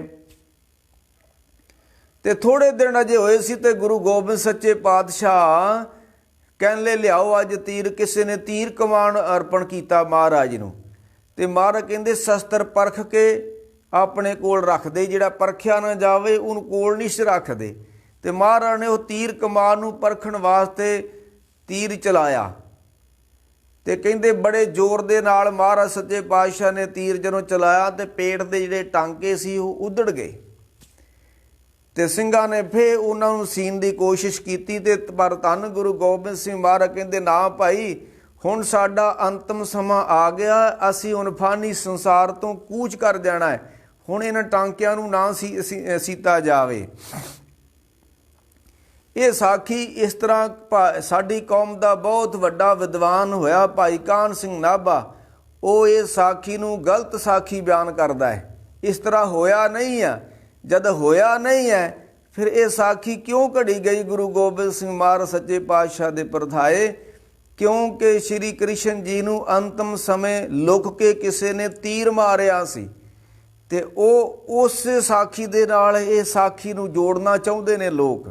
ਜਿੱਦਾਂ ਕਹਿੰਦੇ ਨਾ ਗੁਰੂ ਗੋਬਿੰਦ ਸਿੰਘ ਸੱਚੇ ਪਾਤਸ਼ਾਹ ਪਟਨੇ ਬੀਬੀਆਂ ਦੇ ਘੜੇ ਭੰਨਦੇ ਸੀ, ਤੇ ਇਹ ਕਿਉਂ ਇਹ ਸਾਖੀ ਘੜੀ ਗਈ? ਕਿਉਂਕਿ ਸ਼੍ਰੀ ਬਾਲ ਕ੍ਰਿਸ਼ਨ ਜੀ ਮਥੁਰਾ ਦੇ ਵਿੱਚ, ਗੋਕਲ ਦੇ ਵਿੱਚ ਜਨਾਨੀਆਂ ਦੇ, ਬੀਬੀਆਂ ਦੇ ਘੜੇ ਭੰਨਦੇ ਹੁੰਦੇ ਸੀ, ਤੇ ਉਹ ਸਾਖੀਆਂ ਹੀ ਸਾਡੇ ਵਿੱਚ ਬਾੜ ਦਿੱਤੀਆਂ ਗਈਆਂ। ਇਹ ਮਨੋਕਲਪਿਤ ਸਾਖੀਆਂ ਸਨ। ਇਸ ਤਰ੍ਹਾਂ ਹੋਇਆ ਨਹੀਂ ਹੈ। ਸੱਚੇ ਪਾਤਸ਼ਾਹ ਆਪਣੀ ਇੱਛਾ ਮੁਤਾਬਕ ਫਾਨੀ ਸੰਸਾਰ ਤੋਂ ਗਏ ਨੇ। ਕਿਸੇ ਨੇ ਛੁਰਾ ਨਹੀਂ ਮਾਰਿਆ ਮਹਾਰਾਜ ਨੂੰ। ਜੇ ਬੰਦਿਆਂ ਦੇ ਮਾਰਿਆ ਗੁਰੂ ਮਰ ਜਾਣ ਫਿਰ ਗੁਰੂ ਕਾਹਦੇ ਹੋਏ ਭਾਈ? ਉਹ ਚਮਕੌਰ ਮਹਾਰਾਜ ਸੱਚੇ ਪਾਤਸ਼ਾਹ ਜ਼ਿਕਰ ਕਰਦੇ ਨੇ। ਕਿਸੇ ਨੇ ਪੁੱਛਿਆ ਮਹਾਰਾਜ ਤੁਸੀਂ 10 ਲੱਖ ਦੇ ਏਡੇ ਵੱਡੇ ਘੇਰੇ ਦੇ ਵਿੱਚੋਂ ਕਿਸ ਤਰ੍ਹਾਂ ਬਾਹਰ ਆ ਗਏ? ਤੇ ਮਹਾਰਾਜ ਨੇ ਉੱਥੇ ਇੱਕ ਜਫਰਨਾਮੇ ਦਾ ਬਚਨ ਕੀਤਾ ਕਿ ਨਾ ਪਚੀਦਾ ਮੂਏ ਨਾ ਰਜੀਦਾ ਤਨ, ਕਿ ਬੇਰੂ ਖੁਦਾਵੰਦ ਦੁਸ਼ਮਨ ਸ਼ਿਕਨ। ਕਹਿਣ ਲੱਗੇ ਨਾ ਪਚੀਦਾ ਮੂਏ ਕਹਿੰਦੇ ਨੇ ਵਾਲਾਂ ਨੂੰ। ਕਹਿਣ ਲੱਗੇ ਅਸੀਂ ਏਡੇ ਵੱਡੇ ਇਕੱਠ ਦੇ ਵਿੱਚੋਂ ਬਾਹਰ ਆਏ ਆ, ਸਾਡਾ ਵਾਲ ਵਿੰਗਾ ਨਹੀਂ ਹੋਇਆ। ਨਾ ਪਚੀਦਾ ਮੂਏ ਨਾ ਰਜੀਦਾ ਤਨ, ਰਜੀਦਾ ਕਹਿੰਦੇ ਨੇ ਝਰੀਟ ਆਉਣ ਨੂੰ। ਸਾਡੇ ਸਰੀਰ ਦੇ ਉੱਤੇ ਇੱਕ ਝਰੀਟ ਨਹੀਂ ਆਈ, ਸਾਡਾ ਵਾਲ ਵਿੰਗਾ ਨਹੀਂ ਹੋਇਆ। ਅਸੀਂ ਕਿਸ ਤਰ੍ਹਾਂ ਬਾਹਰ ਆ ਗਏ? ਕਿ ਬੇਰੂ ਖੁਦਾਵੰਦ, ਮੈਨੂੰ ਬਾਹਰ ਲਿਆਉਣ ਵਾਲਾ ਮੇਰਾ ਮਾਲਕ ਖੁਦਾਵੰਦ ਹੈ, ਤੇ ਦੁਸ਼ਮਨ ਸ਼ਿਕਨ, ਤੇ ਦੁਸ਼ਮਣਾਂ ਨੂੰ ਅੰਨ੍ਹਿਆ ਕਰ ਦਿੱਤਾ, ਤੇ ਸਾਨੂੰ ਏਡੇ ਵੱਡੇ ਭਾਰੀ ਇਕੱਠ ਵਿੱਚੋਂ ਬਿਨਾਂ ਕਿਸੇ ਝਰੀਟ ਦੇ ਵੀ ਅਸੀਂ ਬਾਹਰ ਆ ਗਏ। ਉਹਨਾਂ ਉੱਤੇ ਛੁਰੇ ਦਾ ਦੋਸ਼ ਲਾਉਣਾ ਇਹ ਬਹੁਤ ਵੱਡੀ ਗੁਸਤਾਖੀ ਹੋ ਸਕਦੀ ਹੈ। ਖੈਰ, ਇਹ ਧੰਨ ਗੁਰੂ ਗੋਬਿੰਦ ਸੱਚੇ ਪਾਤਸ਼ਾਹ ਗੁਰੂ ਗ੍ਰੰਥ ਸਾਹਿਬ ਨੂੰ ਗੁਰਤਾ ਗੱਦੀ ਦੇ ਕੇ ਜਦੋਂ ਵਿਹਲੇ ਹੁੰਦੇ ਨੇ, 2 ਦਿਨ ਬਾਅਦਾਂ ਮਹਾਰਾਜ ਰੁੱਖ ਦੇ ਥੱਲੇ ਬੈਠੇ ਹੋਏ ਨੇ, ਮੂਹੜੇ ਉੱਤੇ ਬੈਠੇ ਨੇ, ਤੇ ਸੰਗਤਾਂ ਥੋੜੀਆਂ ਨੇ, ਸਿੱਖ ਬਹੁਤੇ ਨਹੀਂ ਇਹ ਕੋਲ, ਮਹਾਰਾਜ ਦੇ ਕੋਲ ਥੋੜੇ ਜਿਹੇ ਸਿੱਖ ਬੈਠੇ ਨੇ, ਕਿਉਂਕਿ ਬੰਦਾ ਸਿੰਘ ਬਹਾਦਰ ਨੂੰ ਵੀ ਸੱਚੇ ਪਾਤਸ਼ਾਹ ਨੇ ਪੰਜਾਬ ਨੂੰ ਤੋਰ ਦਿੱਤਾ ਸੀ, ਤੇ ਇਸ ਵੇਲੇ ਕੋਈ ਬਹੁਤੇ ਸਿੱਖ ਨਹੀਂ ਮਹਾਰਾਜ ਦੇ ਕੋਲ। ਤੇ ਮਹਾਰਾਜ ਨੇ ਇੱਕ ਬਚਨ ਕੀਤਾ ਕਿ ਸੱਚੇ ਪਾਤਸ਼ਾਹ ਕਹਿਣ ਲੱਗੇ, ਹੋਈ ਤਿਆਰੀ ਹਮਰੀ ਪਰਲੋਕ। ਕਹਿਣ ਲੱਗੇ, ਸਿੰਘੋ ਹੁਣ ਸਾਡਾ ਸਮਾਂ ਆ ਗਿਆ, ਅਸੀਂ ਤਿਆਰੀ ਕਰ ਲਈ ਆ। ਤੇ ਸਿੰਘ ਕਹਿਣ ਲੱਗੇ, ਮਹਾਰਾਜ ਅੱਗੇ ਤਿਆਰੀਆਂ ਕਰ ਕਰਕੇ ਤਾਂ ਇੱਥੇ ਆਏ ਆ, ਹੁਣ ਕਿੱਧਰ ਦੀ ਤੁਸਾਂ ਤਿਆਰੀ ਕਰ ਲਈ ਆ? ਆਨੰਦਪੁਰੋਂ ਅਸੀਂ ਚਮਕੌਰ ਆਏ, ਚਮਕੌਰ ਤੋਂ ਦਮਦਮਾ ਸਾਹਿਬ, ਦਮਦਮਾ ਤੋਂ ਵੱਡੀ ਤਿਆਰੀ ਕਰਕੇ ਤੇ ਅਸੀਂ ਦੱਖਣ ਵਿੱਚ ਆਇਆ, ਤੇ ਹੁਣ ਕਿੱਧਰ ਦੀ ਤਿਆਰੀ ਕਰ ਲਈ ਆ? ਕਹਿਣ ਲੱਗੇ, ਭਾਈ ਹੁਣ ਅਸੀਂ ਹੋਰ ਕਿਸੇ ਪਾਸੇ ਦੀ ਤਿਆਰੀ ਨਹੀਂ ਕੀਤੀ, ਹੋਈ ਤਿਆਰੀ ਹਮਰੀ ਪਰਲੋਕ। ਅੱਜ ਦੀ ਸਾਡੀ ਤਿਆਰੀ ਹੋ ਗਈ ਆ, ਅਸੀਂ ਹੁਣ ਪਰਲੋਕ ਨੂੰ ਜਾਣਾ ਹੈ। ਵੇਖ ਲਓ ਅੱਜ ਦੇ ਮਨੁੱਖ ਦਾ ਕਿੱਡਾ ਜੀਵਨ ਦੇ ਨਾਲ ਮੋਹ ਹੈ। 70 ਸਾਲ ਦੀ ਉਮਰ ਹੋ ਜਾਂਦੀ ਆ, 80 ਸਾਲ ਦੀ ਉਮਰ ਹੋ ਜਾਂਦੀ ਆ, ਕੋਈ ਜਾਣ ਦੀ ਤਿਆਰੀ ਨਹੀਂ ਕਰਦਾ ਇਸ ਧਰਤੀ ਦੇ ਉੱਤੋਂ। ਪਤਾ ਨਹੀਂ ਐਡਾ ਮੋਹ ਪਾ ਕੇ ਬਹਿ ਗਏ ਸੀ ਸੰਸਾਰ ਦੇ ਨਾਲ। ਇੱਕ ਹੁੰਦਾ ਖਾਲਸਾ ਜੀ ਤਿਆਰ ਹੋ ਕੇ ਜਾਣਾ, ਇੱਕ ਹੁੰਦਾ ਫੜ ਕੇ ਖੜਨਾ ਕਿਸੇ ਨੂੰ। ਹੁਣ ਕੋਈ ਬੰਦਾ ਥਾਣੇਦਾਰ ਲੱਗਾ ਥਾਣੇ ਵਿੱਚ, ਉਹ ਸਵੇਰੇ ਆਪਣੇ ਘਰੋਂ ਤਿਆਰ ਹੋ ਕੇ ਜਾਂਦਾ, ਤੇ ਕਿੱਡਾ ਆਨੰਦ ਹੁੰਦਾ ਜਦੋਂ ਤਿਆਰ ਹੋ ਕੇ ਜਾਂਦਾ। ਪਰ ਚੋਰਾਂ ਨੂੰ ਫੜ ਕੇ ਖੜਿਆ ਜਾਂਦਾ ਉਸੇ ਥਾਣੇ ਵਿੱਚ, ਥਾਣੇਦਾਰ ਆਪ ਤਿਆਰ ਹੋ ਕੇ ਜਾਂਦਾ ਤੇ ਚੋਰਾਂ ਨੂੰ ਫੜ ਕੇ ਖੜਿਆ ਜਾਂਦਾ। ਇਸੇ ਤਰ੍ਹਾਂ ਜਿਹੜੇ ਤਿਆਰੀ ਕਰਦੇ ਨੇ ਉਹਦੇ ਬੜੇ ਮਾਣ ਸਨਮਾਨ ਦੇ ਨਾਲ ਜਾਂਦੇ ਨੇ, ਤੇ ਜਿਹੜੇ ਤਿਆਰੀ ਨਹੀਂ ਨਾ ਕਰਦੇ ਉਹਨਾਂ ਨੂੰ ਫਿਰ ਚੋਰਾਂ ਵਾਂਗੂ ਮਹਾਰਾਜ ਨੇ ਕਿਹਾ, ਵੱਡਾ ਹੋਵਾ ਦੁਨੀਦਾਰ ਗਲ ਸੰਗਲ ਘੱਤ ਚਲਾਈਏ। ਉਹ ਜਦੋਂ ਫੜਨ ਆਉਂਦੇ ਆ ਨਾ ਭਾਈ ਜਮਦੂਤ, ਤੇ ਗੁਰੂ ਕੀ ਬਾਣੀ ਕਹਿੰਦੀ ਵੀ ਉਹ 2 ਚੀਜ਼ਾਂ ਨਾਲ ਲੈ ਕੇ ਆਉਂਦੇ ਸਾ, ਇੱਕ ਤੇ ਸੰਗਲ ਤੇ ਦੂਜਾ ਡੰਡਾ। ਕਿਉਂਕਿ ਉਹਨਾਂ ਨੂੰ ਪਤਾ ਵੀ ਇਹਨੂੰ 70 ਸਾਲ ਹੋ ਗਏ, ਖੁੱਬ ਗਿਆ, ਇਹਨੇ ਹੁਣ ਨਿਕਲਣਾ ਨਹੀਂ ਗਾ ਇੱਥੋਂ। ਵੇਖੋ ਹੁਣ ਥੋੜ੍ਹੀ ਬਹੁਤੀ ਗੱਡੀ ਆਪਣੀ ਫਸ ਜੇ ਨਾ ਕਿਤੇ ਚਿੱਕੜ ਦੇ ਵਿੱਚ, ਤੇ ਧੱਕਾ ਲਾ ਕੇ ਕੱਢ ਲਈਦੀ ਆ, ਜਾਂ ਚਲੋ ਹੁਣ ਤੇ ਸੜਕਾਂ ਪੱਕੀਆਂ ਹੋ ਗਈਆਂ, ਅੱਗੇ ਗਲੀਆਂ ਨਾਲੀਆਂ ਕੱਚੀਆਂ ਹੁੰਦੀਆਂ, ਤੇ ਗੱਡੀ ਫਸ ਜਾਣੀ ਤੇ ਰੱਸਾ ਪਾ ਕੇ ਨਾ ਤੇ ਧੂ ਲੈਣਾ ਉਹਨੂੰ। ਤੇ ਪਰ ਜੇ ਗੱਡੀ ਬਹੁਤ ਹੀ ਫਸ ਜਾਂਦੀ ਫਿਰ ਸੰਗਲ ਪਾਉਣੇ ਪੈਂਦੇ ਸੀ। ਉਹ ਜਮਦੂਤ ਰੱਸੀਆਂ ਲੈ ਕੇ ਨਹੀਂ ਆਉਂਦੇ, ਉਹ ਸੰਗਲ ਲੈ ਕੇ ਆਉਂਦੇ। ਉਹਨੂੰ ਪਤਾ ਕਿਉਂ ਵੀ ਫਸੇ ਬੜੇ ਨੇ ਆਪਾਂ, ਤੇ ਇਹਨਾਂ ਨੂੰ ਕੱਢਣਾ ਪੈਣਾ ਹੁਣ ਸੰਗਲ ਪਾ ਕੇ ਹੀ। ਵੱਡਾ ਹੋਵਾ ਦੁਨੀਦਾਰ ਗਲ ਸੰਗਲ ਕੱਤ ਚਲਾਇਆ। ਮਹਾਰਾਜ ਨੇ ਐਸਾ ਬਾਰ-ਬਾਰ ਸੰਗਲਾਂ ਦਾ ਜ਼ਿਕਰ ਕੀਤਾ ਬਾਣੀ ਵਿੱਚ। ਕੱਕਾ ਕੇਸ ਪੁੰਡਰ ਜਬ ਹੋਏ, ਬਿਨ ਸਾਬੂਣੇ ਉਜਲਿਆ, ਜਮ ਰਾਜੇ ਦੇ ਹੇਰੂ ਆਏ, ਮਾਇਆ ਕੇ ਸੰਗਲ ਬੰਨ ਲਿਆ। ਮਾਇਆ ਧਾਰੀਆਂ ਨੂੰ ਸੰਗਲਾਂ ਨਾਲ ਬੰਨ ਕੇ ਖੜਿਆ ਜਾਂਦਾ। ਬਾਣੀ ਦਾ ਬਚਨ ਮੇਰੇ ਕੋਲੋਂ ਨਹੀਂ ਮੈਂ ਕਹਿ ਰਿਹਾ। ਤੋ ਇਸ ਕਰਕੇ ਮਹਾਰਾਜ ਕਹਿੰਦੇ, ਭਾਈ ਹੋਈ ਤਿਆਰੀ ਹਮਰੀ ਪਰਲੋਕ। ਧੰਨ ਗੁਰੂ ਗੋਬਿੰਦ ਸਿੰਘ ਕਹਿਣ ਲੱਗੇ, ਸਾਡੀ ਤਿਆਰੀ ਹੋ ਗਈ ਆ। ਤੇ ਕੋਈ ਤੇ ਸਿਆਣੇ ਇਹ ਵੀ ਕਹਿੰਦੇ ਨੇ ਵੀ ਬੰਦਿਆਂ ਆ ਜਿਹੜੇ ਤੇਰੇ ਧੌਲੇ ਆ ਨਾ, ਇਹ ਤੈਨੂੰ ਮੈਸੇਜ ਆ ਗਏ ਉਧਰੋਂ ਬਹੁਤ ਜ਼ਿਆਦੇ। ਇਹ ਬਾਰ-ਬਾਰ ਮੈਸੇਜ ਤੁਰੇ ਆਉਂਦੇ ਆ, ਤੇ ਸਮਾਂ ਆਉਣਾ ਇਹ ਤੇਰਾ ਸਾਰਾ ਫੋਨ ਹੀ ਮੈਸੇਜ ਨਾਲ ਭਰ ਜਾਣਾ ਹੈ, ਚਿੱਟਿਆਂ ਦੇ ਨਾਲ ਭਰ ਜਾਣਾ ਹੈ, ਤੇ ਤੂੰ ਮੈਸੇਜ ਵੇਖੇ ਹੀ ਨਾ। ਇਹਨਾਂ ਨੂੰ ਡਿਲੀਟ ਕਰ ਦੇ, ਇਹਨਾਂ ਨੂੰ ਰੰਗ ਲਾ ਦੇ, ਕੁਛ ਵੀ ਕਰ ਲੈ, ਪਰ ਕੰਪਨੀ ਵੱਲੋਂ ਤਾਂ ਮੈਸੇਜ ਆ ਗਿਆ ਨਾ ਵੀ ਹੁਣ ਮੈਂ ਉਹ ਮੈਸੇਜ ਪੜ੍ਹਾ ਨਾ ਜਾਂ ਉਹਨੂੰ ਡਿਲੀਟ ਕਰਦਾ।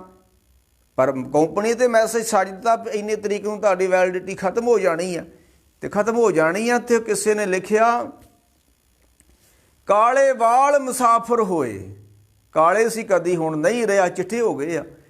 ਕਾਲੇ ਵਾਲ ਮੁਸਾਫਰ ਹੋਏ, ਆ ਚਿੱਟਿਆਂ ਡੇਰੇ ਲਾਏ। ਵੇਖ ਬੰਦਿਆ ਤੂੰ ਆਪਣੀ ਸੂਰਤ, ਇਹ ਮੌਤ ਦੇ ਸਦੜੇ ਆਏ। ਇਹ ਕਾਲਿਆਂ ਤੋਂ ਚਿੱਟੇ ਇਹ ਸੁਨੇਹ ਆ ਚੁੱਕਿਆ, ਤੇਰਾ ਅੰਤ ਹੁਣ ਬਹੁਤਾ ਦੂਰ ਨਹੀਂ ਹੈ। ਬਹੁਤ ਬੀਤੀ ਥੋੜੀ ਰਹੀ, ਪਲ ਪਲ ਗਈ ਬਹਾਏ। ਹੁਣ ਚਿੱਟੇ ਹੋ ਗਏ ਨੇ, ਤੇ ਹੁਣ ਕੋਈ ਬਹੁਤਾ ਸਮਾਂ ਨਹੀਂ ਇਸ ਧਰਤੀ ਤੇ ਤੂੰ ਰਹਿ ਸਕਦਾ। ਉਹ ਬੁੱਲੇ ਸ਼ਾਹ ਨੇ ਇੱਕ ਗੱਲ ਕਹੀ ਹੈ, ਉਹ ਕਹਿੰਦਾ ਬੁੱਲੇ ਸ਼ਾਹ ਇੱਥੇ ਸਭ ਮੁਸਾਫਰ, ਕਿਸੇ ਨਹੀਂ ਇੱਥੇ ਰਹਿਣਾ। ਮੁਸਾਫਰਖਾਨਾ ਵਾ ਸੰਸਾਰ ਧਰਤੀ ਹੈ। ਜਗ ਹੈ ਸਰਾਏ ਤੂੰ ਹੈ ਮੁਸਾਫਰ, ਜਗ ਹੈ ਸਰਾਏ ਤੇ ਪ੍ਰਭੂ ਕੋ ਸਿਮਰ ਲੈ ਕਾਹੇ ਕੇ ਭੁਲਾਏ। ਸਰਾਂ ਦਾ ਮਤਲਬ ਹੁੰਦਾ, ਜਿਹਨਾਂ ਕਿ ਗੁਰੂ ਰਾਮਦਾਸ ਸਰਾਂ ਪੁਰਾਣੇ ਮਹਾਂਪੁਰਖ ਕੋਈ ਧਰਮ ਸਥਾਨਾਂ 'ਤੇ ਸਰਾਵਾਂ ਬਣਾਉਂਦੇ ਹੁੰਦੇ ਸੀ। ਅਤੇ ਸਰਾਂ ਦਾ ਅਰਥ ਰਹਿਣ ਦਾ ਉਹ ਸਰਾਂ ਦੇ ਵਿੱਚ ਰਹਿਣ ਦਾ ਨਹੀਂ ਕੋਈ ਨਿਸ਼ਾਨਾ ਹੁੰਦਾ। ਸਰਾਂ ਦਾ ਮਤਲਬ ਹੁੰਦਾ ਜਿੱਥੇ ਸਰ ਜਾਵੇ। ਰਾਤ ਰਹਿਣਾ ਸੀ, ਸਰ ਗਿਆ, ਕਮਰਾ ਮਿਲ ਗਿਆ, ਉਹਨੂੰ ਕਹਿੰਦੇ ਨੇ ਸਰਾਂ। ਜਿੱਥੇ ਸਰ ਜਾਵੇ ਰਹਿਣ ਦਾ, ਰਾਤ ਦਾ ਮੈਂ ਕਹਿੰਦੇ ਮੈਂ ਉੱਥੇ ਗਿਆ ਸੀ ਅਤੇ ਮੈਨੂੰ ਕਮਰਾ ਮਿਲ ਗਿਆ ਅਤੇ ਮੇਰਾ ਸਰ ਗਿਆ, ਉਹਨੂੰ ਕਹਿੰਦੇ ਨੇ ਸਰਾਂ। ਅਤੇ ਬੁੱਲੇ ਸ਼ਾਹ ਕਹਿੰਦਾ ਬੁੱਲੇ ਸ਼ਾਹ ਇੱਥੇ ਸਭ ਮੁਸਾਫਰ, ਕਿਸੇ ਨਹੀਂ ਇੱਥੇ ਰਹਿਣਾ। ਇਹ ਮੁਸਾਫਰਖਾਨਾ ਹੈ ਧਰਤੀ, ਅਤੇ ਮੁਸਾਫਰਖਾਨੇ ਵਿੱਚ ਕਿੰਨਾ ਕੁ ਚਿਰ ਰਹਿ ਲਾਂਗੇ ਭਾਈ। ਵੇਖੋ ਇੱਕ ਹੋਰ ਗੱਲ ਹੈ, ਜਦੋਂ ਅਸੀਂ ਜਾਣੇ ਸਰਾਂ ਵਾਲੇ ਸਾਨੂੰ ਕਹਿੰਦੇ 3 ਦਿਨ ਵਾਸਤੇ ਕਮਰਾ ਦਿੱਤਾ, ਚੌਥੇ ਦਿਨ ਤੁਹਾਨੂੰ ਕੱਢ ਦਿੱਤਾ ਜਾਂਦਾ। ਪਰ ਆਹ ਜਿਹੜਾ ਸੰਸਾਰ ਹੈ, ਆਹ ਜਿਹੜੀ ਸਰਾਂ 'ਚ ਅਸੀਂ ਬੈਠੇ ਹੋਏ ਹਾਂ, ਇਹਦਾ ਤਾਂ ਪਤਾ ਹੀ ਕੋਈ ਨਹੀਂ ਕਦੋਂ ਸਾਨੂੰ ਇੱਥੋਂ ਚੁੱਕ ਕੇ ਲੈ ਜਾਣਾ, ਕੱਢ ਕੇ ਬਾਹਰ ਮਾਰਨਾ ਅਗਲਿਆਂ ਨੇ। ਮੌਤ ਨਾ ਜਾਣਾ, ਇਹਦੀ ਤਾਂ ਮੌਤ ਹੀ ਕੋਈ ਨਹੀਂ, ਸਮਾਂ ਹੀ ਕੋਈ ਨਹੀਂ ਕਦੋਂ ਇਸ ਸਰਾਂ 'ਚੋਂ ਤੁਰਨਾ ਪੈਣਾ ਸਾਨੂੰ। ਬੁੱਲੇ ਸ਼ਾਹ ਇੱਥੇ ਸਭ ਮੁਸਾਫਰ, ਕਿਸੇ ਨਹੀਂ ਇੱਥੇ ਰਹਿਣਾ, ਕਿਨੇ ਨਹੀਂ ਇੱਥੇ ਰਹਿਣਾ। ਅਤੇ ਆਪਣੀ ਆਪਣੀ ਵਾਟ ਮੁਕਾ ਕੇ ਇੱਥੋਂ ਸਭ ਨੂੰ ਹੀ ਤੁਰਨਾ ਪੈਣਾ। ਸਭ ਤੁਰ ਗਏ ਨੇ। ਫਰੀਦਾ ਕਿੱਥੇ ਤੈਂਡੇ ਮਾਪਿਆਂ, ਜਿੰਨੀ ਤੂੰ ਜਣਿਓ ਤੈ ਪਾਸੋਂ ਉਹ ਲੱਦ ਗਏ, ਤੂੰ ਅਜੇ ਨਾ ਪਤੀਣਿਓ। ਤੇਰੇ ਜਣਨ ਵਾਲੇ ਕਿੱਥੇ ਆ, ਤੇਰੇ ਦਾਦੇ ਪੜਦਾਦੇ ਕਿੱਥੇ ਆ, ਉਹ ਤੁਰ ਗਏ ਨੇ। ਅਤੇ ਬੰਦਿਆ ਤੂੰ ਕੀ ਕਰੇਗਾ, ਤੈਨੂੰ ਨਹੀਂ ਜਾਣਾ। ਨਹੀਂ ਮਾਰ ਕਹਿੰਦੇ ਜਿਨ੍ਹਾਂ ਨੂੰ ਜਾਣ ਦਾ ਪਤਾ ਲੱਗ ਗਿਆ, ਫਿਰ ਉਹ ਤਿਆਰੀਆਂ ਕਰਦੇ ਨੇ। ਹੁਣ ਸਵੇਰੇ ਵੇਖੋ ਬੰਦੇ ਨੇ ਕਿਤੇ ਜਾਣਾ, ਟ੍ਰੇਨ ਫੜਨੀ ਆ, ਉਹ ਰਾਤ ਨੂੰ ਤਿਆਰੀ ਕਰਦਾ, ਆਪਣੀ ਪੂਰੀ ਬੈਗ ਤਿਆਰ ਕਰ ਲੈਂਦਾ ਵੀ ਸਵੇਰੇ ਟਾਈਮ ਦੇ ਨਾਲ ਮੈਂ ਜਾਣਾ। ਅਤੇ ਜਿਹੜੇ ਬੇਪਰਵਾਹ ਹੋਏ ਨੇ ਉਹਨਾਂ ਨੂੰ ਉਹ ਅੱਗੇ ਦੀ ਖਿਆਲ ਨਹੀਂ ਕਰਦੇ। ਅਤੇ ਮਹਾਰਾਜ ਗੁਰੂ ਗੋਬਿੰਦ ਸਿੰਘ ਸੱਚੇ ਪਾਤਸ਼ਾਹ ਸਿੰਘਾਂ ਨੂੰ ਕਹਿਣ ਲੱਗੇ ਹੋਈ ਤਿਆਰੀ ਹਮਰੀ ਪਰਲੋਕ, ਕਹਿਣ ਲੱਗੇ ਸਾਡੀ ਤਿਆਰੀ ਹੋ ਗਈ ਆ, ਅਸੀਂ ਹੁਣ ਪਰਲੋਕ ਨੂੰ ਜਾਣਾ। ਅਤੇ ਅਗਲਾ ਬਚਨ ਮਹਾਰਾਜ ਨੇ ਬੜਾ ਕੀਮਤੀ ਕਿਹਾ, ਕਹਿੰਦੇ ਧਰੋ ਆਨੰਦ ਨਾ ਕੀਜੇ ਸੋਗ, ਅਸੀਂ ਹੁਣ ਤੁਰ ਜਾਣਾ ਇਹ ਫਾਨੀ ਸੰਸਾਰ ਤੋਂ, ਅਤੇ ਸਾਡੇ ਜਾਣ ਦਾ ਕਿਸੇ ਨੇ ਸੋਗ ਨਹੀਂ ਕਰਨਾ। ਜਿੱਦਾਂ ਧੰਨ ਗੁਰੂ ਅਮਰਦਾਸ ਮਹਾਰਾਜ ਨੇ ਕਿਹਾ ਸੀ ਨਾ ਕਿ ਮਿੱਤ ਪੈਜੇ ਮਿੱਤ ਬਿਗਸੇ, ਜਿਸ ਮਿੱਤ ਕੀ ਪੈਜ ਪਾਵੇ। ਧੰਨ ਗੁਰੂ ਅਮਰਦਾਸ ਕਹਿਣ ਲੱਗੇ ਅਸੀਂ ਫਾਨੀ ਸੰਸਾਰ ਤੋਂ ਚੱਲੇ ਹਾਂ, ਅਤੇ ਸਾਡੇ ਜਾਣ ਦਾ ਕਿਸੇ ਨੇ ਮਤ ਮੈਂ ਪਿੱਛੇ ਕੋਈ ਰੋਵ ਸੀ, ਸੋ ਮੈਂ ਮੂਲ ਨਾ ਪਾਇਆ। ਉਹ ਸਾਨੂੰ ਨਹੀਂ ਚੰਗਾ ਲੱਗੂਗਾ ਜਿਹੜਾ ਸਾਡੇ ਜਾਣ 'ਤੇ ਰੋਪੂਗਾ।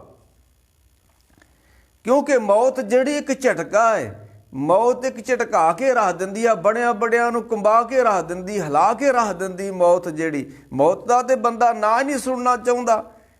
ਅਤੇ ਧੰਨ ਗੁਰੂ ਅਮਰਦਾਸ ਕਹਿੰਦੇ ਮਤ ਮੈਂ ਪਿੱਛੇ ਕੋਈ ਰੋਵ ਸੀ, ਸੋ ਮੈਂ ਮੂਲ ਨਾ ਪਾਇਆ। ਕਿਸੇ ਨੇ ਆਖਿਆ ਕਿਉਂ ਮਹਾਰਾਜ, ਇਹ ਕੀ ਗੱਲ, ਮੌਤ ਤਾਂ ਰਵਾ ਦਿੰਦੀ ਬੜੇ ਵੱਡਿਆਂ ਨੂੰ। ਅਤੇ ਮਹਾਰਾਜ ਕਹਿੰਦੇ ਮਿੱਤ ਪੈਜੇ ਮਿੱਤ ਬਿਗਸੇ, ਜਿਸ ਮਿੱਤ ਕੀ ਪੈਜ ਪਾਵੇ। ਕਹਿਣ ਲੱਗੇ ਮੌਤ ਕੀ ਹੈ, ਮੌਤ ਇੱਕ ਰੱਬ ਵੱਲੋਂ ਦਿੱਤਾ ਹੋਇਆ ਕੀਮਤੀ ਸਰੋਪਾ ਵਾ। ਮੌਤ ਕੋਈ ਮਾੜੀ ਗੱਲ ਨਹੀਂ ਹੈ, ਜਨਮ ਨਾਲੋਂ ਮੌਤ ਚੰਗੀ ਹੈ। ਇਹ ਮੌਤ ਨੂੰ ਇੱਕ ਸਰੋਪਾ ਮੰਨਿਆ ਗਿਆ ਰੱਬ ਦਾ। ਜੇ ਮੌਤ ਨਾ ਹੁੰਦੀ ਤੇ ਧਰਤੀ ਉੱਤੇ ਐਡਾ ਵੱਡਾ ਅਨਰਥ ਹੋ ਜਾਣਾ ਸੀ, ਨਰਕ ਬਣ ਜਾਣਾ ਸੀ। ਮਹਾਰਾਜ ਕਹਿੰਦੇ ਮਿੱਤ ਪੈਜੇ, ਮੌਤ ਕੀ ਹੈ, ਮੌਤ ਤਾਂ ਸਰੋਪਾ ਰੱਬ ਵੱਲੋਂ ਮਿਲਦਾ। ਅਤੇ ਜੇ ਮੈਨੂੰ ਅੱਜ ਸਰੋਪਾ ਮਿਲਣ ਲੱਗਾ ਹੈ ਅਤੇ ਮਿੱਤ ਪੈਜੇ ਮਿੱਤ ਬਿਗਸੇ, ਅਤੇ ਮਿੱਤਰ ਤਾਂ ਬੜੇ ਖੁਸ਼ ਹੁੰਦੇ ਨੇ ਸਰੋਪਾ ਪਵੇ ਜਦੋਂ ਕਿਸੇ ਨੂੰ, ਜਿਸ ਮਿੱਤ ਕੀ ਪੈਜ ਪਾਵੇ। ਅਤੇ ਇਸ ਕਰਕੇ ਧੰਨ ਗੁਰੂ ਗੋਬਿੰਦ ਸਿੰਘ ਮਹਾਰਾਜ ਕਹਿਣ ਲੱਗੇ ਧਰੋ ਆਨੰਦ ਨਾ ਕੀਜੇ ਸੋਗ, ਹੋਈ ਤਿਆਰੀ ਹਮਰੀ ਪਰਲੋਕ, ਅਸੀਂ ਚੱਲੇ ਇਸ ਫਾਨੀ ਸੰਸਾਰ ਤੋਂ, ਸਾਡੇ ਜਾਣ ਦਾ ਕਿਸੇ ਨੂੰ ਸੋਗ ਨਹੀਂ ਕਰਨਾ। ਧੰਨ ਗੁਰੂ ਗੋਬਿੰਦ ਸਿੰਘ ਮਹਾਰਾਜ ਨੇ ਇਸ ਤਰ੍ਹਾਂ ਕਿਹਾ। ਅਤੇ ਹੁਣ ਵੇਖੋ ਮੌਤ ਤਾਂ ਇੱਕ ਝਟਕਾ ਵਾ, ਮੌਤ ਤਾਂ ਵੱਡਿਆਂ ਨੂੰ ਰਵਾ ਦਿੰਦੀ। ਜਦੋਂ ਇਹ ਬਚਨ ਕਿਹਾ ਨਾ ਕਲਗੀਧਰ ਨੇ ਵੀ ਸਾਡੀ ਤਿਆਰੀ ਹੋ ਗਈ ਅਤੇ ਅਸੀਂ ਚੱਲੇ ਅਤੇ ਸੋਗ ਨਹੀਂ ਕਰਨਾ। ਗੁਰ ਬਕੁੰਠ ਜਬ ਕੋ ਕਹੈ ਸਭ ਮੁਖ ਸਭ ਉਦਾਸੀ ਰਹੇ। ਜਦੋਂ ਇਹ ਗੱਲ ਕਲਗੀਧਰ ਨੇ ਕਹਿਤੀ ਵੀ ਅਸੀਂ ਚੱਲੇ ਫਾਨੀ ਸੰਸਾਰ ਤੋਂ, ਤੇ ਸਿੰਘਾਂ ਦੇ ਚਿਹਰਿਆਂ ਉੱਤੇ ਉਦਾਸੀ ਆ ਗਈ। ਜਿਸ ਤਰ੍ਹਾਂ ਕਰਤਾਰਪੁਰ ਵੀ ਆ ਗਈ ਸੀ ਜਦੋਂ ਧੰਨ ਗੁਰੂ ਨਾਨਕ ਸਾਹਿਬ ਨੇ ਕਿਹਾ ਸੀ ਵੀ ਸਾਡੀ ਤਿਆਰੀ ਹੋ ਗਈ ਆ ਤੇ ਅਸੀਂ ਚੱਲੇ ਆ। ਤੇ ਅੱਜ ਵੀ ਧੰਨ ਗੁਰੂ ਗੋਬਿੰਦ ਸੱਚੇ ਪਾਤਸ਼ਾਹ ਕਹਿਣ ਲੱਗੇ ਸਾਡੀ ਤਿਆਰੀ ਹੋ ਗਈ ਆ ਤੇ ਅਸੀਂ ਚੱਲੇ, ਕਿਸੇ ਨੇ ਸੋਗ ਨਹੀਂ ਕਰਨਾ। ਗੁਰ ਬਕੁੰਠ ਜਬ ਕੋ ਕਹੈ ਮੁਖ ਉਦਾਸੀ ਸਭ ਕੇ ਰਹੇ। ਸਾਰੇ ਉਦਾਸ ਹੋ ਗਏ ਹੈ ਸੱਚੇ ਪਾਤਸ਼ਾਹ ਏਡੀ ਕੀਮਤੀ ਦੇ, ਏਡੇ ਏਡੇ ਕੀਮਤੀ ਬਚਨ, ਏਡਾ ਅਮੋਲਕ ਤੁਹਾਡਾ ਦਰਸ਼ਨ, ਤੇ ਇਹ ਦੇਹੀ ਹੁਣ ਅੱਜ ਤੋਂ ਬਾਅਦ ਸਾਨੂੰ ਨਹੀਂ ਦਿਖੇਗੀ। ਇਸ ਦੇਹੀ ਦਾ ਮੁੜ ਕੇ ਦਰਸ਼ਨ ਨਹੀਂ ਹੋਏਗਾ, ਇਸ ਦੇਹੀ ਤੋਂ ਮੁੜ ਕੇ ਕੋਈ ਬਚਨ ਨਹੀਂ ਸੁਣਿਆ ਜਾਏਗਾ। ਤੇ ਸਿੰਘ ਉਦਾਸ ਹੋ ਗਏ। ਗੁਰਬਕੁੰਠ ਅਗਲਾ ਬਚਨ ਸਿੰਘਾਂ ਨੇ ਕਿਹਾ ਕੋ ਅਵਾਲੀ ਅਬ ਇਹਾ ਹਮਾਰੋ। ਕਹਿ ਲੱਗੇ ਮਾਰ ਸੱਚੇ ਪਾਤਸ਼ਾਹ ਅਸੀਂ ਤੇ ਤਨ ਮਨ ਧਨ ਸਭ ਸੌਂਪ ਗੁਰ ਕੋ ਹੁਕਮ ਮੰਨੇ ਪਾਈਏ। ਅਸੀਂ ਤਾਂ ਘਰ ਬਾਹਰ ਛੱਡ ਕੇ ਸਭ ਕੁਝ ਛੱਡ ਕੇ ਤੁਹਾਡੇ ਪਿੱਛੇ ਆ ਗਏ ਤੇ ਅੱਜ ਤੁਸੀਂ ਇੱਥੋਂ ਫਾਨੀ ਸੰਸਾਰ ਤੋਂ ਤੁਰ ਚੱਲਿਓ, ਹੁਣ ਸਾਡਾ ਕੀ ਬਣੂਗਾ? ਕਿਉਂਕਿ ਭਾਈ ਦਇਆ ਸਿੰਘ, ਭਾਈ ਧਰਮ ਸਿੰਘ ਜਿਹੜੇ ਪੰਜ ਪਿਆਰੇ ਸੀ, ਇਹਨਾਂ ਦੀ ਕੋਈ ਪਰਿਵਾਰਕ ਜ਼ਿੰਦਗੀ ਨਹੀਂ ਸੀ। ਇਹ ਤਿਆਗੀ ਲੋਕ ਸਨ, ਇਹ ਗ੍ਰਸਤੀ ਲੋਕ ਨਹੀਂ ਸਨ। ਤੇ ਸਿੰਘ ਕਹਿਣ ਲੱਗੇ ਮਹਾਰਾਜ ਕੋ ਵਾਲੀ ਅਬ ਇਹਾ ਹਮਾਰੋ। ਕਹਿਣ ਲੱਗੇ ਮਹਾਰਾਜ ਸੱਚੇ ਪਾਤਸ਼ਾਹ ਸਾਡਾ ਵਾਲੀ ਵਾਰਸ ਕੌਣ ਬਣੂਗਾ? ਅਸੀਂ ਆਪਣਾ ਪੰਜਾਬ ਵੀ ਛੱਡ ਕੇ ਆ ਗਏ, ਘਰ ਬਾਹਰ ਵੀ ਛੱਡ ਕੇ ਆ ਗਏ ਤੇ ਅਸੀਂ ਤੇ ਤੁਹਾਡੇ ਦਰਸ਼ਨਾਂ ਤੋਂ ਬਿਨਾਂ ਜੀ ਨਹੀਂ ਸਕਦੇ ਤੇ ਤੁਸੀਂ ਕਹਿੰਦੇ ਹੋ ਅਸੀਂ ਫਾਨੀ ਸੰਸਾਰ ਤੋਂ ਚੱਲੇ ਹਾਂ ਤੇ ਸਾਡਾ ਇੱਥੇ ਹੁਣ ਵਾਲੀ ਵਾਰਸ ਕੌਣ ਬਣੇਗਾ? ਕੋ ਵਾਲੀ ਅਬ ਇਹਾ ਹਮਾਰੋ ਕਿਸ ਕੋ ਦਰਸ਼ੇ ਕਿਸੇ ਨਿਹਾਰੋ। ਕਿਹਦਾ ਦਰਸ਼ਨ ਕਰਾਂਗੇ? ਇਹ ਬੜੀ ਵਿਰਾਗਮਈ ਮਾਹੌਲ ਸੀ ਜਦੋਂ ਧੰਨ ਗੁਰੂ ਗੋਬਿੰਦ ਸਿੰਘ ਬੈਠੇ ਹੋਏ ਨੇ ਤੇ ਸਿੰਘਾਂ ਦੇ ਨਾਲ ਵਾਰਤਾਲਾਪ ਹੋ ਰਹੀ ਹੈ। ਤੇ ਸਤਿਗੁਰ ਹੇਰ ਖਾਲਸੇ ਹੋਰੀ।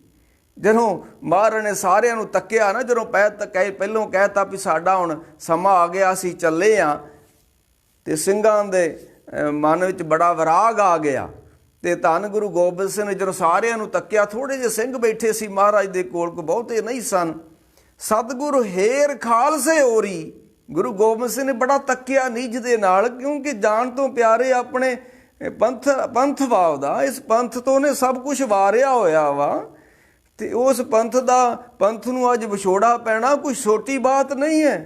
ਜਿਸ ਪੰਥ ਦੀ ਖਾਤਰ ਏਡੀਆਂ ਏਡੀਆਂ ਸੱਚੇ ਪਾਤਸ਼ਾਹ ਨੇ ਘਾਲਣਾ ਘਾਲੀਆਂ ਹੋਣ ਤੇ ਜਿਸ ਪੰਥ ਨੂੰ ਏਡਾ ਵੱਡਾ ਮਾਣ ਬਖਸ਼ਿਆ ਹੋਵੇ, ਇਨ ਗਰੀਬ ਸਿੱਖਣ ਕੋ ਦਈ ਪਾਤਸ਼ਾਹੀ, ਜਿਨ੍ਹਾਂ ਲਤਾੜਿਆਂ ਨਿਮਾਣਿਆਂ ਨੂੰ ਕਲਗੀਧਰ ਨੇ ਆਪਣੇ ਸੀਨੇ ਨਾਲ ਲਾਇਆ ਹੋਵੇ, ਤੇ ਅੱਜ ਉਸ ਪੰਥ ਨੂੰ ਕਹਿ ਰਹੇ ਹੁਣ ਵੀ ਅਸੀਂ ਚੱਲੇ ਹਾਂ ਫਾਨੀ ਸੰਸਾਰ ਤੋਂ, ਸਾਡੇ ਜਾਣ ਦਾ ਸੋਗ ਨਹੀਂ ਕਰਨਾ, ਤੇ ਉਸ ਪੰਥ ਉੱਤੇ ਕੀ ਬਣੀ ਹੋਏਗੀ?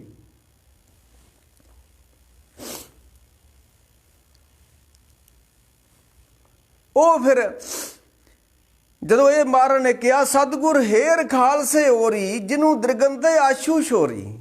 ਸਿੱਖਾਂ ਦੇ ਅੱਖਾਂ ਦੇ ਵਿੱਚ, ਸਿੰਘਾਂ ਦੇ ਅੱਖਾਂ ਵਿੱਚ ਪਾਣੀ ਆ ਗਿਆ, ਕਿਉਂਕਿ ਇਹ ਵਿਛੋੜਾ ਸਹਿਆ ਨਾ ਜਾਏ। ਇੱਕ ਘਰ ਦਾ ਜੀਵ ਤੁਰਦੇ, ਸਾਡਾ ਘਰ ਵਿੱਚ ਕੁੱਤਾ ਰੱਖਿਆ ਹੋਵੇ ਨਾ ਭਾਈ, ਉਹਦੇ ਨਾਲ ਪਿਆਰ ਹੁੰਦਾ ਹੈ। ਕੋਈ ਪੰਛੀ ਰੱਖਿਆ ਹੋਵੇ ਉਹਦੇ ਨਾਲ ਵੀ ਪਿਆਰ ਹੁੰਦਾ, ਜੇ ਉਹ ਵੀ ਕਾਲ ਦੇ ਵਸ ਹੋ ਜੇ ਤੇ ਮਨ ਵਿੱਚ ਬੜਾ ਸੋਗ ਪੈਦਾ ਹੋ ਜਾਂਦਾ। ਕਈ ਕੁੱਤੇ ਮਰਨ ਤੇ ਲੋਕੀ ਰੋਣ ਲੱਗ ਪੈਂਦੇ ਸਾਡਾ ਕੁੱਤਾ ਮਰ ਗਿਆ। ਤੇ ਅੱਜ ਤੇ ਗੁਰੂ ਗੋਬਿੰਦ ਸਿੰਘ ਦਾ ਵਿਛੋੜਾ ਪੈਣ ਲੱਗਾ ਸਿੰਘਾਂ ਨੂੰ। ਤੇ ਸਤਿਗੁਰ ਹੇਰ ਖਾਲਸੇ ਹੋਰੀ। ਮਹਾਰਾਜ ਨੇ ਜਦੋਂ ਤੱਕਿਆ ਨਾ, ਤੇ ਜਿਹਨੂੰ ਦਰਗਨ ਤੇ ਆਸ਼ੂ ਛੋਰੀ, ਅੱਖਾਂ ਵਿੱਚ ਪਾਣੀ ਹੈ ਸਿੰਘਾਂ ਦੇ। ਤੇ ਇਸ ਸਮੇਂ ਹੁਣ ਧੰਨ ਗੁਰੂ ਗੋਬਿੰਦ ਸਿੰਘ ਸੱਚੇ ਪਾਤਸ਼ਾਹ ਸ੍ਰੀ ਮੁਖ ਤੇ ਤਬ ਧੀਰਜ ਦੀਨ। ਕਲਗੀਧਰ ਕਹਿਣ ਲੱਗੇ ਸਿੰਘੋ ਹੌਸਲਾ ਕਰੋ, ਇਹ ਸਰੀਰਾਂ ਦੇ ਮਿਲਣ ਸਦੀਵੀ ਮਿਲਣ ਨਹੀਂ ਹੁੰਦੇ। ਸਰੀਰ ਸਦੀਵੀ ਨਹੀਂ ਰਹਿੰਦੇ, ਸਰੀਰ ਮਿਲਦੇ ਨੇ, ਵਿਛੜਦੇ ਨੇ। ਇੱਕ ਹੋਰ ਗੱਲ ਹੈ, ਜਿਹੜੇ ਲੋਕ ਇਹ ਕਹਿੰਦੇ ਨੇ ਵੀ ਸਰੀਰ ਘੋੜੇ ਸਮੇਤ ਗੁਰੂ ਗੋਬਿੰਦ ਸਿੰਘ ਸੱਚਖੰਡ ਨੂੰ ਪਿਆਨਾ ਕਰ ਗਏ, ਇਹ ਜਿਨ੍ਹਾਂ ਨੇ ਸਾਖੀ ਗਲਤ ਘੜੀ ਆ। ਨਹੀਂ ਭਾਈ, ਇਹ ਜਿਹੜੀ ਦੇਹੀ ਆ ਮਿੱਟੀ ਦੀ ਬਣੀ ਹੋਈ ਦੇਹੀ ਆ।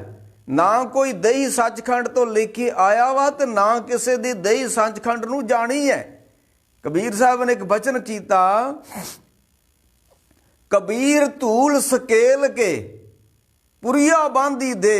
ਇਹ ਮਿੱਟੀ ਇਕੱਠੀ ਕੀਤੀ ਹੋਈ ਆ ਤੇ ਮਿੱਟੀ ਨਾ ਸੱਚਖੰਡ ਤੋਂ ਆਈ ਆ ਤੇ ਨਾ ਇਹ ਮਿੱਟੀ ਸੱਚਖੰਡ ਨੂੰ ਜਾਣੀ ਆ। ਜੋਤ ਸੱਚਖੰਡ ਚੋਂ ਆ ਸਕਦੀ, ਮਿੱਟੀ ਨਹੀਂ ਸੱਚਖੰਡ ਚੋਂ ਆਉਂਦੀ। ਮਿੱਟੀ ਤਾਂ ਇੱਥੇ ਬੜੀ ਪਈ ਹੋਈ ਆ। ਕਬੀਰ ਧੂਲ ਸਕੇਲ ਕੇ ਪੁਰੀਆ ਬਾਂਧੀ ਦੇ, ਦਿਵਸ ਚਾਰ ਕੋ ਪੇਖਣਾ ਅੰਤ ਖੇ ਕੀ ਖੇ। ਇਹ ਤੇ ਮਿੱਟੀ ਆ ਤੇ ਮਿੱਟੀ ਨੇ ਮਿੱਟੀ ਵਿੱਚ ਹੀ ਮਿਲਣਾ ਹੈ। ਜੇ ਉਹਨਾਂ ਦਾ ਮਾਤਾ ਪਿਤਾ ਤੋਂ ਜਨਮ ਹੋਇਆ ਵਾ, ਉਹ ਜਵਾਨ ਹੋਏ ਨੇ, ਬੁੱਢੇ ਹੋਏ ਨੇ, ਤੇ ਇਸੇ ਤਰ੍ਹਾਂ ਉਹਨਾਂ 10 ਗੁਰੂਆਂ ਦੇ ਸੰਸਕਾਰ ਹੋਏ ਨੇ। ਮੈਂ ਫੇਰ ਕਹਿ ਦਿਆਂ, ਨਾ ਕੋਈ ਸੱਚਖੰਡ ਤੋਂ ਦੇਹ ਲੈ ਕੇ ਆਉਂਦਾ ਵਾ ਤੇ ਨਾ ਕੋਈ ਸੱਚਖੰਡ ਨੂੰ ਦੇਹ ਲੈ ਕੇ ਜਾਂਦਾ ਹੈ। ਤੇ ਇੱਥੋਂ ਮਿੱਟੀ ਤੋਂ ਹਮਾਰੇ ਤਿਆਰ ਕੀਤਾ। ਮਾਟੀ ਤੇ ਜਨ ਕੀਤਾ ਰਤਨ, ਮਿੱਟੀ ਤੋਂ ਤਿਆਰ ਕੀਤਾ ਬੰਦੇ ਨੂੰ। ਇੱਕ ਹੋਰ ਗੱਲ ਮਹਾਰਾਜ ਨੇ ਬੜੀ ਕੀਮਤੀ ਕਹੀ, ਧੰਨ ਗੁਰੂ ਨਾਨਕ ਸੱਚੇ ਪਾਤਸ਼ਾਹ ਨੇ।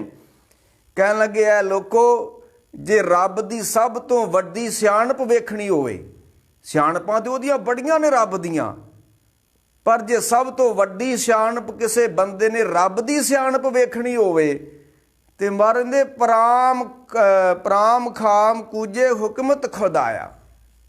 ਪਰਾਬ ਖਾਮ ਕੂਜੇ, ਪਰਾਬ ਖਾਮ ਕੂਜੇ ਹਿਕਮਤ ਖੁਦਾਇਆ। ਆ ਤੇਰਾ ਸਰੀਰ ਇੱਕ ਕੱਚਾ ਘੜਾ ਵਾ ਤੇ ਇਹ ਘੜਾ ਪਾਣੀ ਤੋਂ ਬਣਿਆ ਵਾ, ਤੇ ਇਹ ਰੱਬ ਦੀ ਸਭ ਤੋਂ ਵੱਡੀ ਸਿਆਣਪ ਤੇਰਾ ਸਰੀਰ ਵਾ। ਪਰਾਬ ਖਾਮ, ਪਰਾਬ ਕਹਿੰਦੇ ਨੇ ਪਾਣੀ, ਪਾਣੀ ਤੋਂ ਬਣਿਆ ਤੇਰਾ ਸਰੀਰ ਹੈ। ਤੇ ਇਹਦੋਂ ਵੱਡੀ ਰੱਬ ਦੀ ਸਿਆਣਪ ਤੂੰ ਕੀ ਵੇਖਣਾ ਚਾਹੁੰਦਾ ਧਰਤੀ ਤੋਂ? ਤੂੰ ਆਪਣੇ ਆਪ ਨੂੰ ਵੇਖ ਲਾ ਕਿ ਇਹ ਰੱਬ ਦੀ ਕਿੱਡੀ ਵੱਡੀ ਸਿਆਣਪ ਹੈ। ਕੋਈ ਇੱਕ ਵਾਲ ਮਾਤਰ ਜਿੰਨਾ ਵੀ ਕਿਤੇ ਅੱਗੇ ਹੇਰ ਫੇਰ ਹੋਇਆ ਹੋਵੇ ਇਸ ਕਾਇਆਂ ਦੇ ਵਿੱਚ? ਨਾ ਨਾ ਨਾ। ਪਰਾਬ ਖਾਮ ਕੂਜੇ ਹਿਕਮਤ ਖੁਦਾਇਆ। ਤੇ ਮਹਾਰਾਜ ਸੱਚੇ ਪਾਤਸ਼ਾਹ ਹੁਣ ਧੀਰਜ ਦਿੰਦੇ ਨੇ ਆਪਣੇ ਪੰਥ ਨੂੰ। ਸ਼੍ਰੀ ਮੁਖ ਤੇ ਤਬ ਧੀਰਜ ਦੀਨ। ਹੁਣ ਵਿਛੋੜਾ ਬੜਾ ਵੱਡਾ ਸੀ, ਇਹ ਵਿਛੋੜਾ ਸਹਿਆ ਨਹੀਂ ਸੀ ਜਾਣਾ, ਪਰ ਸਾਹਿਬ ਸੱਚੇ ਪਾਤਸ਼ਾਹ ਧੀਰਜ ਦਿੰਦੇ ਨੇ। ਸ੍ਰੀ ਮੁਖ ਤੇ ਤਬ ਧੀਰਜ ਦੀਨ, ਸਭ ਬਾਤ ਹਮ ਪ੍ਰਥਮ ਕਰ ਲੀਨ। ਕਹਿ ਲਗੇ, ਸਿੰਘੋ, ਮੈਂ ਕੋਈ ਐਵੇਂ ਨਹੀਂ ਧਰਤੀ ਤੋਂ ਚੱਲਿਆ, ਤੇ ਮੈਂ ਤੁਹਾਨੂੰ ਕੋਈ ਲਵਾਰਸ ਛੱਡ ਕੇ ਨਹੀਂ ਚੱਲਿਆ। ਮੈਂ ਸਭ ਕੁਝ ਕਰਕੇ ਚੱਲਿਆ। ਮੈਂ ਹੁਣ ਵਿਹਲਾ ਹੋ ਚੁੱਕਾ ਵਾਂ। ਮੇਰੀ ਹੁਣ ਕੋਈ ਬਹੁਤੀ ਜ਼ਿੰਮੇਵਾਰੀ ਨਹੀਂ, ਸਾਰੀਆਂ ਜ਼ਿੰਮੇਵਾਰੀਆਂ ਤੇ ਮੈਂ ਪੰਥ ਨੂੰ ਦੇ ਚੁੱਕਾ। ਪੰਥ ਕੋਲੋਂ ਤਾਂ ਮੈਂ ਪੌਲ ਛਕ ਲਈ ਆ, ਪੰਥ ਮੇਰਾ ਗੁਰੂ ਬਣ ਚੁੱਕਾ। ਮੇਰੀਆਂ ਤੇ ਸਾਰੀਆਂ ਜ਼ਿੰਮੇਵਾਰੀਆਂ ਪੰਥ ਨੇ ਲੈ ਲਈਆਂ ਨੇ। ਹੁਣ ਮੈਨੂੰ ਕੀ ਲੋੜ ਪੈ ਗਈ ਤੁਹਾਡੇ 'ਚ ਰਹਿਣ ਦੀ? ਸ਼੍ਰੀ ਮੁਖ ਤੇ ਤਬ ਧੀਰਜ ਦੀਨ, ਸਭ ਬਾਤ ਹਮ ਪ੍ਰਥਮ ਕਰ ਲੀਨ। ਵਾਰਿਓ ਪਿਤਾ ਔਰ ਪੁੱਤ। ਮੇਰੇ ਕੋਲ ਸਿੰਘੋ ਕੀ ਆਸ ਰੱਖਦੇ ਹੋ? ਮੈਂ ਤੁਹਾਡੇ ਕੋਲ 4 ਸੀ, ਰੱਬ ਨੇ ਖੁਦਾਵੰਤ ਨੇ 4 ਪੁੱਤਰ ਦਿੱਤੇ ਸੀ, 4 ਵਾਰ ਚੁੱਕਾ ਹੈ, ਪਿਤਾ ਵਾਰ ਚੁੱਕਾ ਹੈ। ਹੁਣ ਤੁਸੀਂ ਮੇਰੇ ਕੋਲ ਕੀ ਆਸ ਰੱਖਦੇ ਹੋ? ਵਾਰਿਆ ਪਿਤਾ ਔਰ ਪੁੱਤ, ਤਾਜ ਦਿਓ ਨਾਦੀ ਸੁੱਤ। ਜੇ ਮੇਰੇ ਕੋਲ ਤਾਜ ਸੀ, ਗੁਰਿਆਈ ਸੀ, ਉਹ ਮੈਂ ਬਾਬਾ ਜੀਤ ਸਿੰਘ ਜੁਝਾਰ ਸਿੰਘ ਨੂੰ ਨਹੀਂ ਦਿੱਤੀ, ਮੈਂ ਆਪਣੀ ਨਾਦੀ ਪੁੱਤ ਨੂੰ ਦਿੱਤੀ ਹੋਈ ਆ, ਪੰਥ ਨੂੰ ਦਿੱਤੀ ਹੋਈ ਆ। ਵਾਰਿਆ ਪਿਤਾ ਔਰ ਪੁੱਤ, ਤਾਜ ਦਿਓ ਨਾਦੀ ਸੁੱਤ।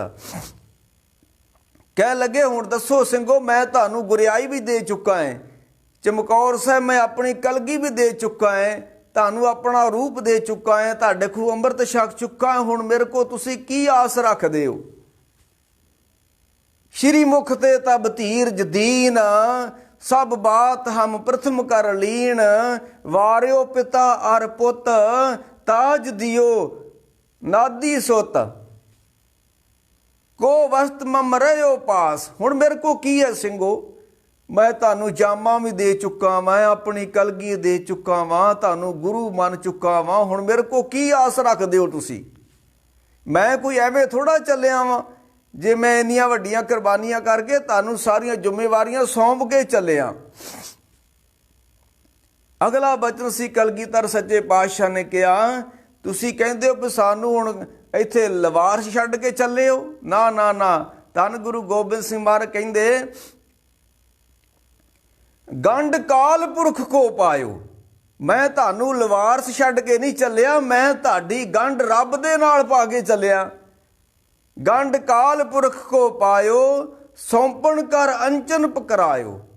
ਮੈਂ ਤੇ ਪੱਲਾ ਤੁਹਾਨੂੰ ਬਾਣੀ ਦਾ ਪੱਲਾ ਫੜਾ ਕੇ ਚੱਲਿਆ, ਮੈਂ ਤੁਹਾਨੂੰ ਰੱਬ ਦੇ ਲੜ ਲਾ ਕੇ ਚੱਲਿਆ। ਹੁਣ ਤੁਹਾਡੇ ਤੇ ਰੱਬ ਦੇ ਵਿੱਚ ਕੋਈ ਵਿਅਕਤੀ ਨਹੀਂ ਹੋਏਗਾ।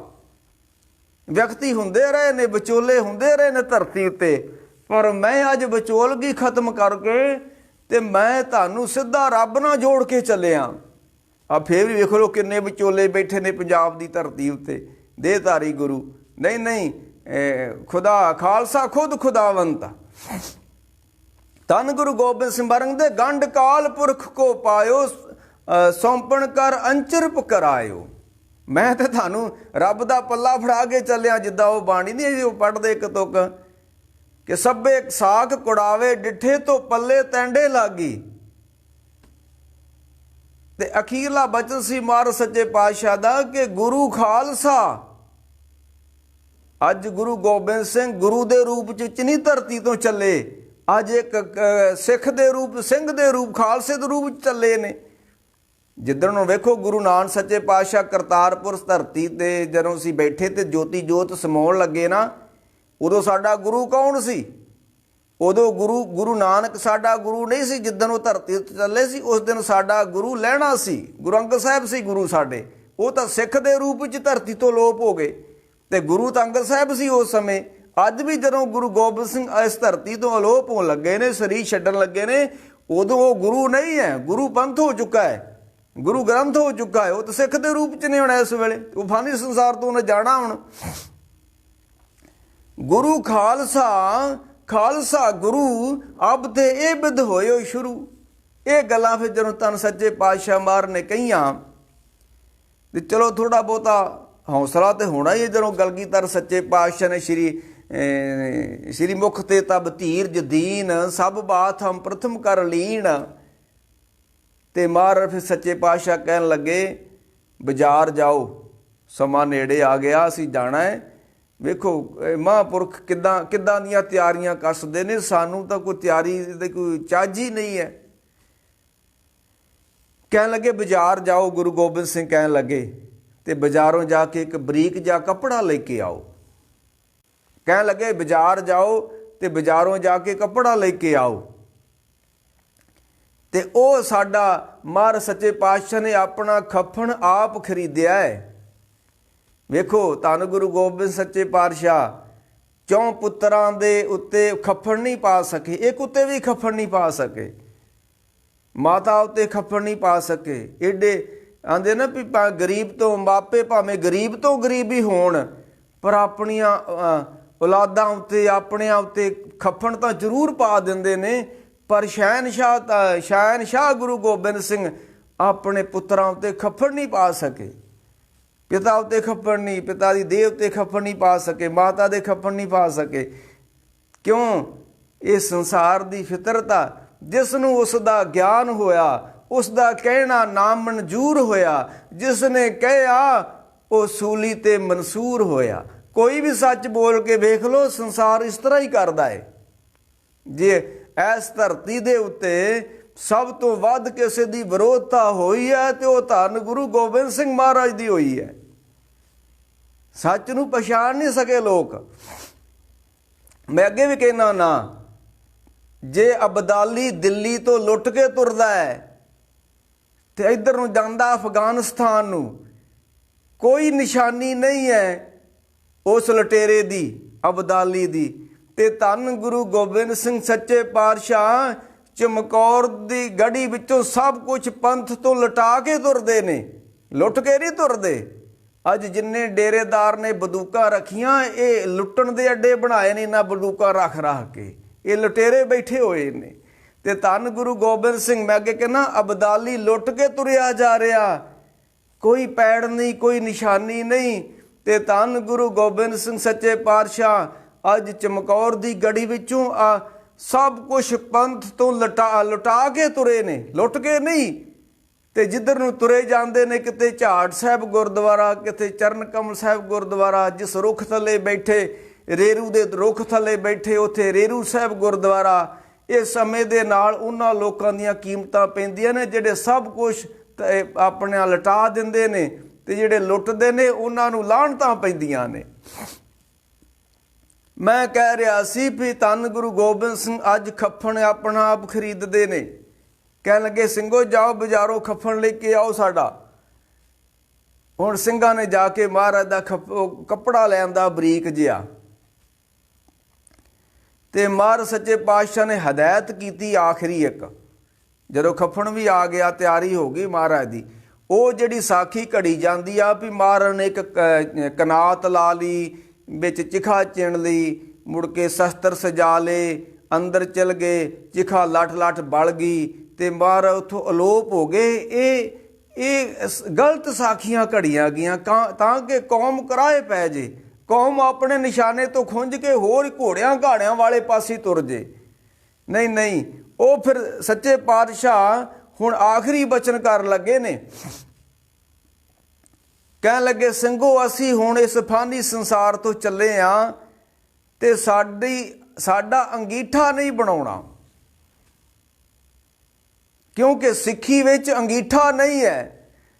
ਸਿੱਖ ਕੋਈ ਬਿਲਡਿੰਗਾਂ ਦਾ ਪੁਜਾਰੀ ਨਹੀਂ ਆ, ਅੰਗੀਠਿਆਂ ਦਾ ਪੁਜਾਰੀ ਨਹੀਂ ਆ ਸਿੱਖ। ਅੰਗੀਠੇ ਦਾ ਅਰਥ ਪਤਾ ਕੀ ਹੁੰਦਾ ਹੈ? ਜਿੱਥੇ ਅੰਗ ਇਕੱਠੇ ਕਰਕੇ ਰੱਖੇ ਜਾਣ ਉਹਨੂੰ ਕਹਿੰਦੇ ਨੇ ਅੰਗੀਠਾ। ਗੁਰੂ ਨਾਨਕ ਸਾਹਿਬ ਜੀ ਤੋਂ ਲੈ ਕੇ 10ਵੇਂ ਪਾਤਸ਼ਾਹ ਤੱਕ ਕੋਈ ਅੰਗੀਠਾ ਨਹੀਂ ਬਣਿਆ। ਤੇ ਅੱਜ ਆ ਪਿੰਡਾਂ 'ਚ ਵੇਖ ਲਓ, ਇੱਕ ਪਿੰਡ ਵਿੱਚ ਹੀ 3-3 ਅੰਗੀਠੇ ਬਣ ਗਏ ਨੇ, ਤੇ ਹੋਰ ਥੋੜਾ ਸਮਾਂ ਆਉਣਾ ਹੈ, ਇਹ ਕੌਮ ਅੰਗੀਠਿਆਂ ਦੀ ਪੁਜਾਰੀ ਹੋ ਜੂਗੀ ਸਿੱਖ ਕੌਮ, ਜੇ ਇੱਦਾਂ ਅੰਗੀਠੇ ਬਣਦੇ ਰਹੇ ਸਾਡੇ। ਤਾਂ ਮੈਂ ਇੱਕ ਉਦਾਹਰਨ ਦਿੰਦਾ ਹੁੰਦਾ ਕਿ ਜਿੱਦਣ ਬਾਬਾ ਬੁੱਢਾ ਜੀ ਰਮਦਾਸ ਦੀ ਧਰਤੀ ਉੱਤੇ 125 ਸਾਲ ਦੇ ਹੋ ਗਏ ਨੇ, ਤੇ ਉਹਨਾਂ ਨੇ ਆਪਣਾ ਅੰਤਮ ਸਮਾਂ ਜਾਣ ਕੇ 6ਵੇਂ ਪਾਤਸ਼ਾਹ ਨੂੰ ਸੁਨੇਹਾ ਭੇਜਿਆ। 6ਵੇਂ ਪਾਤਸ਼ਾਹ ਸ੍ਰੀ ਹਰਗੋਬਿੰਦਪੁਰੇ ਬੈਠੇ ਹੋਏ ਸਨ। ਉਹਨਾਂ ਨੇ ਸੁਨੇਹਾ ਭੇਜਿਆ ਕਿ ਸਾਡਾ ਹੁਣ ਸਮਾਂ ਆ ਗਿਆ ਹੈ ਤੇ ਅੰਤਮ ਸਮੇਂ ਆਣ ਕੇ ਸਾਨੂੰ ਦਰਸ਼ਨ ਦਿਓ, ਅਸੀਂ ਫਾਨੀ ਸੰਸਾਰ ਤੋਂ ਜਾਣਾ ਹੈ। 6ਵੇਂ ਪਾਤਸ਼ਾਹ ਫੌਜਾਂ ਸਮੇਤ ਉਸ ਰਮਦਾਸ ਦੀ ਧਰਤੀ ਦੇ ਬਾਬਾ ਬੁੱਢਾ ਜੀ ਦੇ ਕੋਲ ਪਹੁੰਚਦੇ ਨੇ। ਉੱਥੇ ਅਜੇ ਵੀ ਨਿਸ਼ਾਨੀ ਹੈਗੀ ਜਿੱਥੇ ਪਿੰਡੋਂ ਬਾਹਰ ਬਾਬਾ 6ਵੇਂ ਪਾਤਸ਼ਾਹ ਜੀ ਨੇ ਘੋੜਾ ਬੱਧਾ ਸੀ ਆਪਣਾ, ਤੇ 6ਵੇਂ ਪਾਤਸ਼ਾਹ ਬਾਬਾ ਬੁੱਢਾ ਜੀ ਦੇ ਕੋਲ ਬੈਠੇ ਨੇ, ਤੇ ਬਾਬਾ ਬੁੱਢਾ ਜੀ ਆਖਰੀ ਸਮੇਂ ਤੇ ਨੇ। ਹੁਣ 125 ਸਾਲ ਦੀ ਉਮਰ ਸਾਡੀ, ਜੇ ਸਾਡੀ ਕੌਮ ਵਿੱਚ ਕਿਸੇ ਨੇ ਵੱਡੀ ਉਮਰ ਭੋਗੀ ਹੈ ਉਹ ਬਾਬਾ ਬੁੱਢਾ ਜੀ ਨੇ ਭੋਗੀ ਹੈ। ਜੇ ਭਗਤਾਂ ਵਿੱਚੋਂ ਕਿਸੇ ਨੇ ਵੱਡੀ ਉਮਰ ਭੋਗੀ ਆ ਤੇ ਉਹ ਭਗਤ ਕਬੀਰ ਨੇ ਭੋਗੀ ਆ।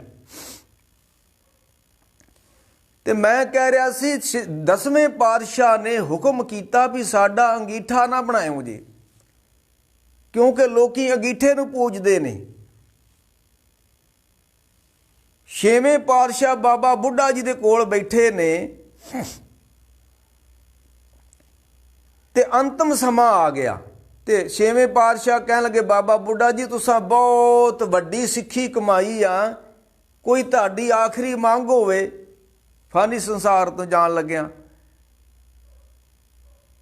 ਤੇ ਪਤਾ ਉਹਨਾਂ ਕੀ ਆਖਰੀ ਮੰਗ ਰੱਖੀ?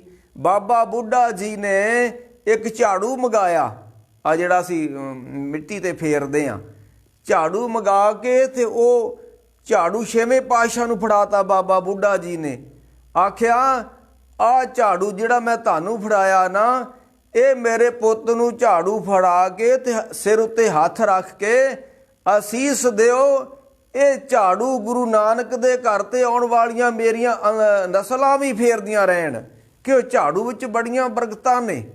ਅੱਜ ਸਿੱਖ ਪ੍ਰਧਾਨਗੀਆਂ ਵਾਸਤੇ ਤਾਂ ਲੜਦੇ ਨੇ, ਜਥੇਦਾਰੀਆਂ ਵਾਸਤੇ ਤਾਂ ਲੜਦੇ ਨੇ, ਕੋਈ ਸੇਵਾ ਵਾਸਤੇ ਨਹੀਂ ਲੜਦਾ ਵੀ ਸੇਵਾ ਵੀ ਕਰਨੀ ਗੁਰਦੁਆਰੇ। ਨਾ ਨਾ ਨਾ, ਇਹ ਆਖਰੀ ਮੈਂ ਕਹਿ ਰਿਹਾ ਸੀ ਜਦੋਂ ਉਹ ਬਾਬਾ ਬੁੱਢਾ ਜੀ ਨੇ ਆਖਿਆ ਵੀ ਇਹ ਝਾੜੂ ਫੜ ਕੇ ਮੇਰੇ ਪੁੱਤ ਨੂੰ ਫੜਾਓ ਤੇ ਸਿਰ ਉੱਤੇ ਹੱਥ ਰੱਖ ਕੇ ਅਸੀਸ ਦਿਓ, ਇਹ ਝਾੜੂ ਗੁਰੂ ਨਾਨਕ ਦੇ ਘਰ ਦੇ ਫੇਰਦਾ ਰਵੇ। ਮਹਾਰਾਜ ਨੇ ਅਸੀਸ ਦੇ ਦਿੱਤੀ ਤੇ ਬਾਬਾ ਬੁੱਢਾ ਜੀ ਕਹਿਣ ਲੱਗੇ ਹੁਣ ਸਮਾਂ ਆ ਗਿਆ ਹੈ। ਬਾਬਾ ਬੁੱਢਾ ਜੀ ਨੇ ਆਪਣੇ ਸਵਾਸਾਂ ਨੂੰ ਤਿਆਗ ਦਿੱਤਾ ਤੇ 6ਵੇਂ ਪਾਤਸ਼ਾਹ ਕੋਲ ਬੈਠੇ ਨੇ ਤੇ ਅੰਤਮ ਕਿਰਿਆ ਕਰਨ ਲੱਗੇ ਨੇ। ਮੈਂ ਕਹਿ ਰਿਹਾ ਸਿੱਖੀ ਵਿੱਚ ਅੰਗੀਠਾ ਨਹੀਂ ਹੈ, ਸਿੱਖ ਅੰਗੀਠਿਆਂ ਦਾ ਪੁਜਾਰੀ ਨਹੀਂ ਹੈ, ਕੋਈ ਗੁਰੂ ਨੇ ਸਾਨੂੰ ਅੰਗੀਠਾ ਬਣਾਉਣ ਲਈ ਨਹੀਂ ਕਿਹਾ ਤੇ ਨਾ ਅੰਗੀਠਾ ਪੂਜਣ ਨੂੰ ਕਿਹਾ। 6ਵੇਂ ਪਾਤਸ਼ਾਹ ਨੇ ਬਾਬਾ ਬੁੱਢਾ ਜੀ ਦਾ ਜਦੋਂ ਆਪਣਾ ਇਸ਼ਨਾਨ ਕਰਾਇਆ ਤੇ ਉਹਨਾਂ ਦਾ ਬਬਾਨ ਸਜਾਇਆ। ਤੇ ਕੋਈ ਖਾਸ ਜਗ੍ਹਾ ਉੱਤੇ ਨਹੀਂ, ਪਿੰਡ ਦੀਆਂ ਮੜੀਆਂ 'ਚ ਛੇਵੇਂ ਪਾਤਸ਼ਾਹ ਬਾਬਾ ਬੁੱਢਾ ਜੀ ਦੇ ਮੁਰਦਾ ਸਰੀਰ ਨੂੰ ਲੈ ਗਏ। ਤੇ ਪਿੰਡ ਦੀਆਂ ਮੜੀਆਂ ਵਿੱਚ ਜਿੱਥੇ ਆਮ ਲੋਕਾਂ ਦਾ ਸੰਸਕਾਰ ਹੁੰਦਾ ਹੈ, ਉਸ ਜਗ੍ਹਾ ਦੇ ਉੱਤੇ ਹੀ ਬਾਬਾ ਬੁੱਢਾ ਜੀ ਦਾ ਸੰਸਕਾਰ ਕੀਤਾ ਗਿਆ। ਜੇ ਬਾਬਾ ਬੁੱਢਾ ਜੀ ਦਾ ਸੰਸਕਾਰ ਪਿੰਡ ਦੀਆਂ ਮੜੀਆਂ ਵਿੱਚ ਹੋ ਸਕਦਾ ਹੈ, ਜਿੱਥੇ ਆਮ ਲੋਕਾਂ ਦਾ ਸੰਸਕਾਰ ਹੋਵੇ, ਤੇ ਇਹ ਜਣਾ ਖਣਾ ਬਾਬਿਆਂ ਦੇ ਅੱਜ ਅੰਗੀਠੇ ਬਣ ਰਹੇ ਨੇ। ਤੇ ਆਉਣ ਵਾਲੀਆਂ ਨਸਲਾਂ ਸਾਡੀਆਂ ਪੰਥ ਨੂੰ ਤੇ ਗ੍ਰੰਥ ਨੂੰ ਭੁੱਲ ਕੇ ਅੰਗੀਠਿਆਂ ਦੀ ਪੂਜਾ ਕਰਿਆ ਕਰਨਗੀਆਂ, ਜਿੱਦਾਂ ਇਹ ਰੁਝਾਨ ਸ਼ੁਰੂ ਹੋ ਗਿਆ ਹੈ। ਇਹ ਤੇ ਪਾਬੰਦੀ ਲੱਗਣੀ ਚਾਹੀਦੀ ਅੰਗੀਠਿਆਂ ਉਂਠਿਆਂ ਬਰਛੀਆਂ ਦੇ ਉੱਤੇ। ਮੋਇਆਂ ਦੇ ਪੁਜਾਰੀ ਥੋੜਾ ਅਸੀਂ ਭਾਈ। 10ਵੇਂ ਪਾਤਸ਼ਾਹ, ਹੁਣ ਆਪਾਂ ਗੱਲ ਸਮਾਪਤੀ ਵੱਲ ਚੱਲੀਏ। 10ਵੇਂ ਪਾਤਸ਼ਾਹ ਕਹਿਣ ਲੱਗੇ ਸਾਡਾ ਅੰਗੀਠਾ ਨਹੀਂ ਤਿਆਰ ਕਰਨਾ, ਸਾਡੀ ਮੜੀ ਨਹੀਂ ਫਰੋਲਣੀ। ਇਹ ਫਿਰ ਆਖਰੀ ਹਦਾਇਤਾਂ ਸਾਰੀਆਂ ਕਹਿ ਕੇ ਧੰਨ ਗੁਰੂ ਗੋਬਿੰਦ ਸੱਚੇ ਪਾਤਸ਼ਾਹ ਨੇ ਆਖਰੀ ਫਤਿਹ, ਪਹਿਲੀ ਫਤਿਹ ਆਨੰਦਪੁਰ ਬੁਲਾਈ ਸੀ ਸੱਚੇ ਪਾਤਸ਼ਾਹ ਨੇ ਪੰਥ ਨੂੰ। ਤੇ ਪਹਿਲਾ ਜਿਹੜਾ ਅੰਮ੍ਰਿਤ ਦਾ ਚੁਲਾ ਸੀ ਭਾਈ ਦਇਆ ਸਿੰਘ ਦੇ ਮੁਖ ਵਿੱਚ ਪਾਇਆ ਸੀ। ਤੇ ਆਖਰੀ ਚੁਲਾ ਧੰਨ ਗੁਰੂ ਗੋਬਿੰਦ ਸਿੰਘ ਨੇ ਬੰਦਾ ਸਿੰਘ ਬਹਾਦਰ ਦੇ ਮੁਖ ਵਿੱਚ ਪਾਇਆ ਸੀ। ਪਹਿਲਾ ਚੁਲਾ ਭਾਈ ਦਇਆ ਸਿੰਘ ਦੇ ਤੇ ਆਖਰੀ ਚੁਲਾ ਧੰਨ ਗੁਰੂ ਗੋਬਿੰਦ ਸਿੰਘ ਨੇ ਆਪਣੇ ਕਰ ਕਮਲਾਂ ਨਾਲ ਬੰਦਾ ਸਿੰਘ ਮਾਧੋ ਦਾਸ ਬਰਾਗੀ ਨੂੰ ਛਕਾਇਆ ਸੀ। ਤੇ ਅੱਜ ਪਹਿਲੀ ਫਤਿਹ ਆਨੰਦਪੁਰ ਤੇ ਆਖਰੀ ਫਤਿਹ ਅੱਜ ਧੰਨ ਗੁਰੂ ਗੋਬਿੰਦ ਸਿੰਘ ਆਪਣੇ ਪੰਥ ਨੂੰ ਨੰਦੇੜ ਹਜੂਰ ਸਾਹਿਬ ਬੁਲਾਉਣ ਲੱਗੇ ਨੇ। 42 ਸਾਲ ਦੀ ਮਹਾਰਾਜ ਦੀ ਉਮਰ, ਅਜੇ ਕੋਈ ਧੌਲਾ ਨਹੀਂ ਆਇਆ। ਤੇ ਕਹਿੰਦੇ ਸਾਡੀ ਤਿਆਰੀ ਹੋ ਗਈ ਭਾਈ, ਅਸੀਂ ਚੱਲੇ ਫਾਨੀ ਸੰਸਾਰ ਤੋਂ। ਆਖਰੀ ਫਤਿਹ ਬੁਲਾਤੀ। ਧੰਨ ਗੁਰੂ ਗੋਬਿੰਦ ਸਿੰਘ ਨੇ ਆਖਿਆ ਵਾਹਿਗੁਰੂ ਜੀ ਕਾ ਖਾਲਸਾ ਵਾਹਿਗੁਰੂ ਜੀ ਕੀ ਫਤਿਹ। ਫਤਿਹ ਬੁਲਾ ਕੇ ਪੰਥ ਨੂੰ ਧੰਨ ਗੁਰੂ ਗੋਬਿੰਦ ਸਿੰਘ ਪੰਥ ਦੇ ਵਾਲੀ ਇਸ ਫਾਨੀ ਸੰਸਾਰ ਤੋਂ ਕੂਚ ਕਰ ਜਾਂਦੇ ਨੇ। ਹੁਣ ਰਹਿ ਗਿਆ ਪਿੱਛੇ ਸਰੀਰ। ਭਾਰਤ ਹੁਣ ਜੋ ਜਲ ਮੇ ਜਲ ਆਏ ਖਟਾਨਾ ਤੂੰ ਜੋਤੀ ਸੰਗ ਜੋਤ ਸਮਾਨਾ, ਇਹ ਸਰੀਰ ਰਹਿ ਗਿਆ ਪਿੱਛੇ। ਤੇ ਮਹਾਰਾਜ ਸੱਚਖੰਡ ਪਿਆਨਾ ਕਰ ਗਏ। ਤੇ ਉਹ ਸਰੀਰ ਦਾ ਫਿਰ ਭਾਈ ਦਇਆ ਸਿੰਘ ਭਾਈ ਧਰਮ ਸਿੰਘ ਹੋਣਾ ਨੇ ਚਿਖਾ ਚੰਦਨ ਦੀ ਚਿਖਾ ਚੁਣ ਕੇ ਬੜੇ ਅਦਮ ਸਨਮਾਨ ਦੇ ਨਾਲ ਮਹਾਰਾਜ ਦਾ ਸੰਸਕਾਰ ਕੀਤਾ ਹੈ। ਇਹ ਜਿਹੜੇ ਕਹਿੰਦੇ ਨੇ ਘੋੜਾ ਵੀ ਚਲ ਗਿਆ ਤੇ ਉਹ ਵੀ ਚਲ ਗਿਆ, ਇਹ ਮਨੋਕਲਪਤ ਕਹਾਣੀਆਂ ਨੇ। ਇਹ ਇੱਥੇ ਦੇਈ ਬਣਦੀ ਐ ਇਸ ਮਿੱਟੀ ਤੋਂ ਹੀ, ਤੇ ਮਿੱਟੀ ਵਿੱਚ ਹੀ ਰਹਿ ਜਾਂਦੀ ਆ। ਕਬੀਰ ਧੂਲ ਸਕੇਲ ਕੇ ਪੁਰੀਆ ਬਾਂਦੀ ਖੇ, ਦਿਵਸ ਚਾਰ ਕੋ ਵੇਖਣਾ ਅੰਤ ਖੇ ਕੀ ਖੇ। ਨਾਨਕ ਢੇਰੀ ਸ਼ਾਰ ਕੀ, ਗੁਰੂ ਨਾਨਕ ਸਾਹਿਬ ਦਾ ਬਚਨ ਆਉਂਦਾ, ਨਾਨਕ ਢੇਰੀ ਸ਼ਾਰ ਕੀ ਪੀ ਫਿਰ ਹੋਈ ਸ਼ਾਰ। ਇਹ ਮਿੱਟੀ ਦੀ ਢੇਲੀ ਆ, ਇਹਨੂੰ ਮਿੱਟੀ 'ਚ ਹੀ ਜਾਣਾ ਇਹਨੇ। ਉਹ ਇੱਕ ਬਚਨ ਆਉਂਦਾ ਮਹਾਰਾਜ ਦਾ, ਇੱਕ ਦੱਜੇ ਇੱਕ ਦੱਬੀਏ ਇੱਕ ਨਾ ਕੁੱਤੇ ਖਾਏ। ਬਾਹਰ ਕਹਿੰਦੇ ਆ ਜਿਹੜਾ ਸਰੀਰ ਵਾ ਨਾ, ਕਈ ਲੋਕ ਇਸ ਨੂੰ ਸਾੜ ਦਿੰਦੇ ਨੇ। ਇੱਕ ਦੱਜੇ ਇੱਕ ਦੱਬੀਏ, ਕੁਛ ਲੋਕ ਇਸ ਨੂੰ ਦਫਨ ਕਰ ਦਿੰਦੇ ਨੇ। ਇੱਕ ਨਾ ਕੁੱਤੇ ਖਾਏ, ਕਈ ਲੋਕ ਹੱਡੇ ਰੋੜੇ ਬਣੇ ਨੇ, ਇਸ ਮੁਰਦਾ ਸਰੀਰ ਨੂੰ ਹੱਡੇ ਰੋੜੇ ਸੁੱਟ ਆਉਂਦੇ ਨੇ, ਉੱਥੇ ਕੁੱਤੇ ਖਾ ਲੈਂਦੇ ਨੇ। ਇੱਕ ਪੀਫ ਇੱਕ ਦੱਜੇ ਇੱਕ ਦੱਬੀਏ ਇੱਕ ਨਾ ਕੁੱਤੇ ਖਾਏ, ਇੱਕ ਪਾਣੀ ਵਿੱਚ ਉਸੱਟੀਏ, ਕੁਝ ਲੋਕ ਨੇ ਜਲ ਪ੍ਰਵਾਹ ਕਰ ਦਿੰਦੇ ਨੇ। ਇੱਕ ਪੀ ਫਿਰ ਹੱਸਣ ਪਾਏ। ਹੱਸਣ ਪਾਏ ਕਹਿੰਦੇ ਨੇ ਵੱਡੇ ਪਾਰਸੀ ਲੋਕਾਂ ਨੇ ਵੱਡੇ ਵੱਡੇ ਖੂਹ ਪੁੱਟੇ ਹੋਏ ਨੇ, ਉਹ ਖੂਹਾਂ ਵਿੱਚ ਸੁੱਟ ਦਿੰਦੇ ਨੇ, ਉਸ ਖੂਹ ਨੂੰ ਹੱਸਣ ਕਹਿੰਦੇ ਨੇ। ਇਹ ਇੱਕ ਦੱਜੇ ਇੱਕ ਦੱਬੀਏ ਇੱਕ ਨਾ ਕੁੱਤੇ ਖਾਏ, ਇੱਕ ਪਾਣੀ ਵਿੱਚ ਉਸੱਟੀਏ, ਇੱਕ ਪੀ ਫਿਰ ਹੱਸਣ ਪਾਏ। ਨਾਨਕ ਏਵ ਨਾ ਜਾਪੀ ਕਿੱਥੇ ਜਾਏ ਸਮਾਏ।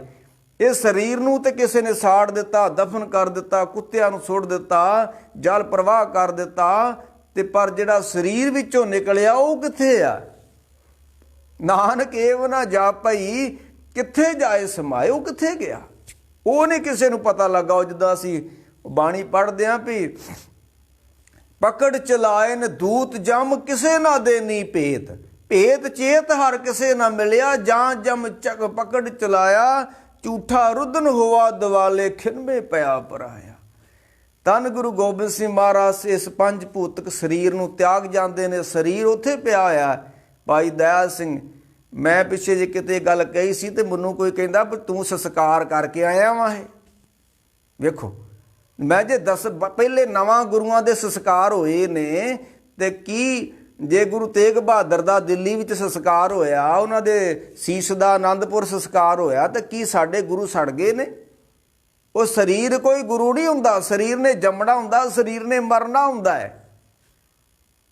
ਤੇ ਫਿਰ ਭਾਈ ਦਇਆ ਸਿੰਘ ਤੇ ਭਾਈ ਧਰਮ ਸਿੰਘ ਹੋਣਾ ਨੇ ਧੰਨ ਗੁਰੂ ਗੋਬਿੰਦ ਸੱਚੇ ਪਾਤਸ਼ਾਹ ਮਹਾਰਾਜ ਜੀ ਦਾ ਸੰਸਕਾਰ ਕੀਤਾ। ਤੇ ਉਹ ਸੰਸਕਾਰ ਵਾਲੀ ਜਗ੍ਹਾ ਹੀ ਆ ਮੇਰੇ ਹਿਸਾਬ ਨਾਲ ਜਿਹੜਾ ਉਹ ਸੱਚਖੰਡ ਕਹਿੰਦੇ ਅਸੀਂ। ਉਸ ਜਗ੍ਹਾ ਤੇ ਹੋ ਸਕਦਾ ਕਿਸੇ ਨੇ ਕੋਈ ਥੜਾ ਬਣਾ ਦਿੱਤਾ ਹੋਵੇਗਾ ਤੇ ਮੁੜ ਕੇ ਮਹਾਰਾਜਾ ਰਣਜੀਤ ਸਿੰਘ ਨੇ ਉੱਥੇ ਵੱਡਾ ਗੁਰਦੁਆਰਾ ਪਾ ਦਿੱਤਾ। ਇੱਕ ਹੋਰ ਬੜੀ ਦਿਖਾਂਤ ਦੀ ਬਾਤ ਆ ਵੀ ਵੇਖੋ, ਰਾਜ ਜੋਗ ਤਖਤ ਦੀਨ ਗੁਰੂ ਰਾਮਦਾਸ, ਲੈਣੇ ਕੋ ਤਖਤ ਹੁਆ ਬੁੱਢੇ ਟਿੱਕਾ ਕੀਆ, ਸੋ ਟਿੱਕਾ ਸੋ ਬਹਿਣਾ ਸੋਹੀ ਦੀਵਾਨ, ਪਿਓ ਦਾਦੇ ਜੇ ਵੇਹਿਆ ਪੋਤਾ ਪ੍ਰਵਾਨ। ਤਖਤਾਂ ਦਾ ਮਾਲਕ ਗੁਰੂ ਹੁੰਦਾ ਹੈ। ਤੇ ਅੱਜ ਕਿਸੇ ਵੀ ਤਖਤ ਉੱਤੇ ਗੁਰੂ ਗ੍ਰੰਥ ਸਾਹਿਬ ਦਾ ਪ੍ਰਕਾਸ਼ ਨਹੀਂ ਆ, ਤਖਤਾਂ ਉੱਤੇ ਸ਼ਸਤਰ ਰੱਖੇ ਨੇ, ਤੇ ਜਿਹੜਾ ਤਖਤਾਂ ਦਾ ਮਾਲਕ ਆ ਉਹਨੂੰ ਥੱਲੇ ਰੱਖਿਆ ਹੋਇਆ। ਹਜੂਰ ਸਾਹਿਬ ਵੀ ਇਹੋ ਕੁਛ ਆ, ਗੁਰੂ ਗ੍ਰੰਥ ਸਾਹਿਬ ਦਾ ਸਰੂਪ ਉਹਨਾਂ ਨੇ ਬਾਹਰ ਕੱਢ ਛੱਡਿਆ ਉਸ ਤਖਤ ਦੇ ਅੰਦਰੋਂ, ਤੇ ਉੱਥੇ ਪਤਾ ਨਹੀਂ ਕਿੱਥੋਂ ਕਿੱਥੋਂ ਉਹਨਾਂ ਨੇ ਸ਼ਸਤਰ ਇਕੱਠੇ ਕਰਕੇ, ਚਲੋ 10ਵੇਂ ਪਾਤਸ਼ਾਹ ਦੇ 2-4 ਸ਼ਸਤਰ ਹੋਣਗੇ, ਉੱਥੇ 500 ਸ਼ਸਤਰ ਜਿਹੜਾ ਅੰਦਰ ਪਿਆ ਉਹ ਕਿੱਥੋਂ ਆਇਆ ਵਾ? ਐਵੇਂ ਉਹ ਸਿਕਲੀਗਰ ਹੈਗੇ, ਉਹਨਾਂ ਨੇ ਆਪਣੇ ਕੋਲ ਬਣਾ ਕੇ ਉਹ ਸਾਰਾ ਕਮਰਾ ਹੀ ਭਰ ਦਿੱਤਾ, ਤੇ ਕਹਿੰਦੇ ਇਹਦੇ ਅੰਦਰ ਹੁਣ ਕੋਈ ਦੂਜਾ ਜਾ ਹੀ ਨਹੀਂ ਸਕਦਾ। ਇਹ ਕਿੱਦਾਂ ਦੀਆਂ ਮਨੌਤਾਂ ਨੇ? ਨਹੀਂ ਨਹੀਂ, ਧੰਨ ਗੁਰੂ ਗੋਬਿੰਦ ਸੱਚੇ ਪਾਤਸ਼ਾਹ ਰਹਿਮਤਾਂ ਕਰਨ ਭਾਈ। ਇਹ ਫਾਨੀ ਸੰਸਾਰ ਵਾ, ਜੋ ਆਇਆ ਸੋ ਚੱਲ ਸੀ, ਸਭ ਕੋਈ ਆਈ ਵਾਰੀਏ, ਪੀਰ ਪਕੰਬਰ ਔਲੀਏ ਕੋਈ ਥਿਰ ਨਾ ਰਹਾ ਸੀ, ਨੇਚਲ ਸੱਚ ਖੁਦਾਏ ਇੱਕ, ਖੁਦਾਏ ਬੰਦਾ ਬਨਾਸੀ। ਨਾ ਉਹ ਜੰਮਿਆ ਨਾ ਉਹਨੇ ਮਰਨਾ, ਤੇ ਜਿਹੜੇ ਗੁਰੂ ਪੀਰ ਵੀ ਹੁੰਦੇ ਨੇ ਉਹ ਦੇਹ ਧਾਰ ਲੈਂਦੇ ਨੇ। ਇੱਕ ਬਚਨ ਆਉਂਦਾ, ਅੱਜ ਜਦੋਂ ਸਵੇਰੇ ਅਰਦਾਸ ਹੋਈ ਨਾ ਦਰਬਾਰ ਸਾਹਿਬ, ਮੈਂ ਸੁਣ ਰਿਹਾ ਸੀ, ਤੇ ਉਹਦੇ 'ਚ ਉਹਨਾਂ ਨੇ ਇੱਕ ਸ਼ਬਦ ਪੜ੍ਹਿਆ ਸੀ ਅਰਦਾਸ ਦੇ ਵਿੱਚ, ਸਤਿਗੁਰ ਮੇਰਾ ਸਦਾ ਸਦਾ, ਨਾ ਆਵੇ ਨਾ ਜਾਵੇ, ਉਹ ਬਨਾਸੀ ਪੁਰਖ ਹੈ, ਸਭ ਮੇਰਿਆ ਸਮਾਏ। ਗੁਰੂ ਜੰਮਦਾ ਨਹੀਂ ਹੈ, ਗੁਰੂ ਮਰਦਾ ਵੀ ਨਹੀਂ ਹੈ, ਉਹ ਬਨਾਸੀ ਦਾ ਰੂਪ ਹੁੰਦਾ। ਹਾਂ, ਦੇਹ ਜ਼ਰੂਰ ਧਾਰ ਕਰ ਲੈਂਦੇ ਨੇ, ਤੇ ਫਿਰ ਉਹ ਅਖੀਰ ਤੇ ਦੇਹ ਨੂੰ ਛੱਡ ਕੇ ਫਿਰ ਜੋਤ ਵਿੱਚ ਲੀਨ ਹੋ ਜਾਂਦੇ ਨੇ। ਸੂਰਜ ਕਿਰਨ ਮਿਲੇ ਜਲ ਕਾ ਜਲ ਹੁਆ ਰਾਮ, ਜੋਤੀ ਜੋਤ ਰਲੀ ਸੰਪੂਰਨ ਥੀਆ ਰਾਮ। ਇਹ ਸੀ ਧੰਨ ਗੁਰੂ ਗੋਬਿੰਦ ਸਿੰਘ ਮਹਾਰਾਜ ਸੱਚੇ ਪਾਤਸ਼ਾਹ ਜੀ ਦਾ ਅੰਤਮ, ਉਹਨਾਂ ਦੀ ਜਿਹੜੀ ਗਾਥਾ ਸੀ।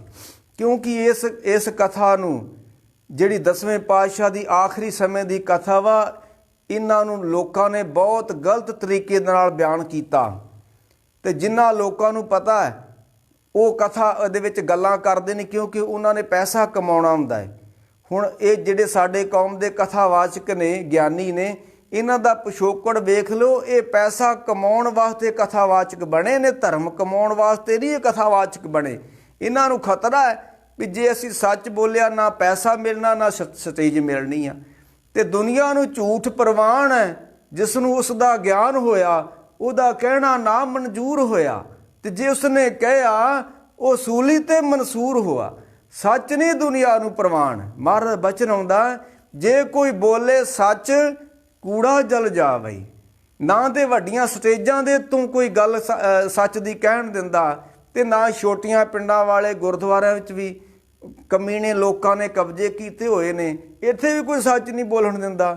ਆਹ ਤੇ ਮਹਾਰਾਜ ਦਾ ਸ਼ੁਕਰ ਆ ਜਿਹੜਾ ਹੁਣ ਮਹਾਰਾਜ ਨੇ ਫੇਸਬੁੱਕ, ਵਟਸਐਪ ਜਾਂ ਕੋਈ ਜਿਹੜੀ ਆਪਣੀ ਅੰਦਰ ਦੀ ਆਤਮਾ ਦੀ ਆਵਾਜ਼ ਵਾ, ਅਸੀਂ ਕਹਿ ਸਕਦੇ ਹਾਂ ਭਾਈ ਧੰਨ ਗੁਰੂ ਗੋਬਿੰਦ ਸੱਚੇ ਪਾਤਸ਼ਾਹ ਰਹਿਮਤਾਂ ਕਰਨ, ਬਖਸ਼ਾਂ ਕਰਨ। ਇਹ ਪੰਥ ਵਿੱਚ ਏਕਤਾ ਹੋਵੇ, ਪੰਥ ਧੜਿਆਂ ਨੂੰ ਛੱਡ ਕੇ ਤੇ ਉਹ ਗੁਰੂ ਰਾਮਦਾਸ ਦਾ ਬਚਨ ਯਾਦ ਕਰ ਲੈਣ, ਜਿਹੜੇ ਧੜੇ ਬਣਾ ਕੇ ਬੈਠੇ ਲੋਕ ਨੇ। ਮਹਾਰਾਜ ਧੰਨ ਗੁਰੂ ਰਾਮਦਾਸ ਕਹਿੰਦੇ ਨੇ, ਕਿਸ ਹੀ ਧੜਾ ਕੀਆ ਸੁਤ ਮਿੱਤਰ ਨਾਲ ਭਾਈ, ਕਿਸ ਹੀ ਧੜਾ ਕੀਆ ਕੁੜਮ ਸੱਕੇ ਨਾਲ ਜਵਾਈ, ਕਿਸ ਹੀ ਧੜਾ ਕੀਆ ਸਿਕਦਾਰ ਚੌਧਰੀ ਨਾਲ ਆਪਣੇ ਸਵਾਈ, ਹਮਾਰਾ ਧੜਾ ਹਰਿਆ ਸਮਾਈ, ਹਮ ਹਰਸਿਓ ਧੜਾ ਕੀਆ। ਸਾਡਾ ਧੜਾ ਗੁਰੂ ਗ੍ਰੰਥ ਸਾਹਿਬ ਦਾ ਧੜਾ ਹੈ, ਸਾਡਾ ਦਲ ਗੁਰੂ ਗ੍ਰੰਥ ਸਾਹਿਬ ਦਾ ਦਲ ਹੈ। ਜਦੋਂ ਅਸੀਂ ਇਹ ਆਪਣੀਆਂ ਹਉਮੈ ਹੰਕਾਰ ਇਹ ਦਲਾਂ ਨੂੰ ਨਹੀਂ ਨਾ ਛੱਡਦੇ, ਉਹਨਾਂ ਚਿਰ ਕੌਮ ਦੀ ਚੜ੍ਹਦੀ ਕਲਾ ਨਹੀਂ ਹੋਣੀ। 3 ਕੁ ਬੰਦੇ ਉੱਠਦੇ ਨੇ, ਇਹਦੀ ਛੱਡ ਭਾਵਨਾ ਦਲ ਜੀ, ਇਹ ਫਲਾਨਾ ਦਲ ਜੀ। ਇਹਨਾਂ ਦਲਾਂ ਨੇ ਕੁਛ ਨਹੀਂ ਕੀਤਾ ਤੇ ਨਾ ਕਰਨਾ। ਇਹ ਸਭ ਹਉਮੈ ਹੰਕਾਰ ਆਪਣਾ ਨਾਮ ਚਮਕਾਉਣਾ ਚਾਹੁੰਦੇ ਨੇ। ਧੰਨ ਗੁਰੂ ਗੋਬਿੰਦ ਸਿੰਘ ਰਹਿਮਤਾਂ ਕਰਨ। ਸੱਚੇ ਪਾਤਸ਼ਾਹ ਦੇ ਧੜੇ ਵਿੱਚ ਅਸੀਂ ਆਈਏ। ਸਿੱਖ ਦਾ ਧੜਾ ਗੁਰੂ ਗ੍ਰੰਥ ਸਾਹਿਬ ਵਾਲਾ ਧੜਾ ਹੈ। 10 ਜਾਮਿਆਂ ਤੱਕ ਸਾਨੂੰ ਸੰਗਤ ਬੋਲਦੇ ਰਹੇ ਵੀ ਗੁਰੂ ਕੀ ਸੰਗਤ ਵਾ। ਅੱਜ ਪਤਾ ਨਹੀਂ ਕਿੰਨਿਆਂ ਧੜਿਆਂ 'ਚ ਅਸੀਂ ਵੰਡੇ ਗਏ ਹਾਂ। ਰਹਿਮਤ ਕਰਨ ਸੱਚੇ ਪਾਤਸ਼ਾਹ ਧੰਨ ਗੁਰੂ ਗੋਬਿੰਦ ਸਿੰਘ ਮਹਾਰਾਜ। ਇਸ ਫਾਨੀ ਸੰਸਾਰ ਤੋਂ ਕੂਚ ਕਰਨ ਤੋਂ ਪਹਿਲਾਂ ਸੱਚੇ ਪਾਤਸ਼ਾਹ ਕਹਿ ਗਏ ਸੀ, ਭਾਈ ਆਗਿਆ ਪਈ ਅਕਾਲ ਕੀ ਤਬੇ ਚਲਾਇਓ ਪੰਥ, ਸਭ ਸਿੱਖਣ ਕੋ ਹੁਕਮ ਹੈ ਗੁਰੂ ਮਾਨਿਓ ਗ੍ਰੰਥ। ਗੁਰੂ ਖਾਲਸਾ ਮਾਨਿਓ ਪ੍ਰਗਟ ਗੁਰਾਂ ਕੀ ਦੇ, ਜੋ ਮੋਕੋ ਮਿਲਬੋ ਚਾਹੇ ਖੋਜ ਸ਼ਬਦ ਮੇਲੇ। ਸਾਹਿਬ ਨੇ ਅਖੀਰਲਾ ਬਚਨ ਕੀਤਾ। ਜਦ ਸਿੰਘਾਂ ਨੇ ਆਖਿਆ ਮਹਾਰਾਜ ਤੁਹਾਡਾ ਦਰਸ਼ਨ ਕਿੱਥੋਂ ਹੋਊਗਾ? ਸਾਹਿਬ ਨੇ ਆਖਿਆ ਜਹਾਂ ਖਾਲਸੇ ਕਾ ਇਕੱਠ ਹੋਵੇ ਤਹਾਂ ਪ੍ਰਤੀਤ ਸਹਿਤ ਜਾਵੇ। ਅੱਜ ਜਿੱਥੇ ਮੇਰੇ ਨਾਂ ਦਾ ਪੰਥ ਜੁੜਿਆ ਹੋਊਗਾ ਨਾ ਸਿੱਖਾ, ਤੂੰ ਉੱਥੇ ਜਾਈ ਭਰੋਸਾ ਰੱਖ ਕੇ ਵੀ ਮੈਂ ਪੰਥ ਵਿੱਚੋਂ ਗੁਰੂ ਗੋਬਿੰਦ ਸਿੰਘ ਦਾ ਦਰਸ਼ਨ ਕਰਨਾ ਹੈ। ਜਹਾਂ ਖਾਲਸੇ ਕਾ ਇਕੱਠ ਹੋਵੇ ਤਹਾਂ ਪ੍ਰਤੀਤ ਸਹਿਤ ਜਾਵੇ, ਹਮਾਰਾ ਦਰਸ਼ਨ ਹੋਗਾ। ਪੰਥ ਵਿੱਚੋਂ ਗੁਰੂ ਕਾ ਦਰਸ਼ਨ ਹੈ। ਪਰ ਇਹ ਜਿਹੜੇ ਪੰਥ ਨੇ ਇਹ ਹੁਣ ਸਰਕਾਰਾਂ ਦੇ ਪੰਥ ਹੋ ਗਏ ਨੇ। ਉਹ ਜਿਹੜਾ ਚੱਬੇ ਇਕੱਠ ਹੋਇਆ ਸੀ ਨਾ 4 ਲੱਖ ਦਾ, ਉਹ ਸਰਬੱਤ ਖਾਲਸਾ ਨਹੀਂ ਸੀ, ਉਹ ਸਰਕਾਰੀ ਖਾਲਸਾ ਸੀ ਤੇ ਸਰਕਾਰੀ ਬੰਦੇ ਉਹਦੇ ਵਿੱਚੋਂ ਚੁਣੇ ਗਏ। ਇਹੋ ਜਿਹੇ ਪੰਥਾਂ ਦੇ ਵਿੱਚੋਂ ਅਸੀਂ ਬਹੁਤ ਅੱਜ ਨਮੋਸ਼ੀ ਖੱਟ ਰਹੇ ਹਾਂ ਭਾਈ। ਧੰਨ ਗੁਰੂ ਗੋਬਿੰਦ ਸਿੰਘ ਰਹਿਮਤਾਂ ਕਰਨ ਸੱਚੇ ਪਾਤਸ਼ਾਹ। ਅਸੀਂ ਗੁਰੂ ਕੇ ਖਵਾਈਏ, ਅਸੀਂ ਕਿਸੇ ਧੜੇ ਦੇ ਨਾ ਖਵਾਈਏ। ਸਾਡਾ ਕੋਈ ਧੜਾ ਨਾ ਹੋਵੇ। ਧੜਾ ਸਾਡਾ ਗੁਰੂ ਗੋਬਿੰਦ ਸਿੰਘ ਵਾਲਾ, ਧੜਾ ਸਾਡਾ ਗੁਰੂ ਗ੍ਰੰਥ ਸਾਹਿਬ ਵਾਲਾ। ਸਾਹਿਬ ਕਿਰਪਾ ਕਰਨ ਭਾਈ ਸੱਚੇ ਪਾਤਸ਼ਾਹ ਧੰਨ ਗੁਰੂ ਗੋਬਿੰਦ ਸਿੰਘ ਮਹਾਰਾਜ। ਕਿਉਂਕਿ ਇਹ ਗੱਲਾਂ ਤੁਸੀਂ ਕਿਸੇ ਹੋਰ ਤਰੀਕੇ ਨਾਲ ਸੁਣੀਆਂ, ਪਹਿਲੋਂ ਮੈਂ ਕਿਸੇ ਹੋਰ ਤਰੀਕੇ ਨਾਲ ਸੁਣਾਈਆਂ। ਹੋ ਸਕਦਾ ਤੁਹਾਨੂੰ ਕੋਈ ਬਹੁਤਾ ਕੋਈ ਮਨ ਵਿੱਚ ਕੋਈ ਠੇਸ ਵੀ ਪਹੁੰਚੀ ਹੋਏ, ਪਰ ਭਾਈ ਸੱਚ ਤਾਂ ਸੱਚ ਹੀ ਆ। ਤੇ ਜੇ ਕੋਈ ਬੋਲੇ ਸੱਚ ਕੂੜਾ ਜਲ ਜਾਵੇ। ਧੰਨ ਗੁਰੂ ਗੋਬਿੰਦ ਸਿੰਘ ਰਹਿਮਤਾਂ ਕਰਨ ਸੱਚੇ ਪਾਤਸ਼ਾਹ ਆਪਣਾ ਪਿਆਰ ਬਖਸ਼ਣ। ਇਹਨਾਂ ਕਹਿੰਦਾ ਦਾਸ ਖਿਮਾ ਦਾ ਜਾਚ ਗਿਆ ਜੀ। ਵਾਹਿਗੁਰੂ ਜੀ ਕਾ ਖਾਲਸਾ, ਵਾਹਿਗੁਰੂ ਜੀ ਕੀ ਫਤਿਹ।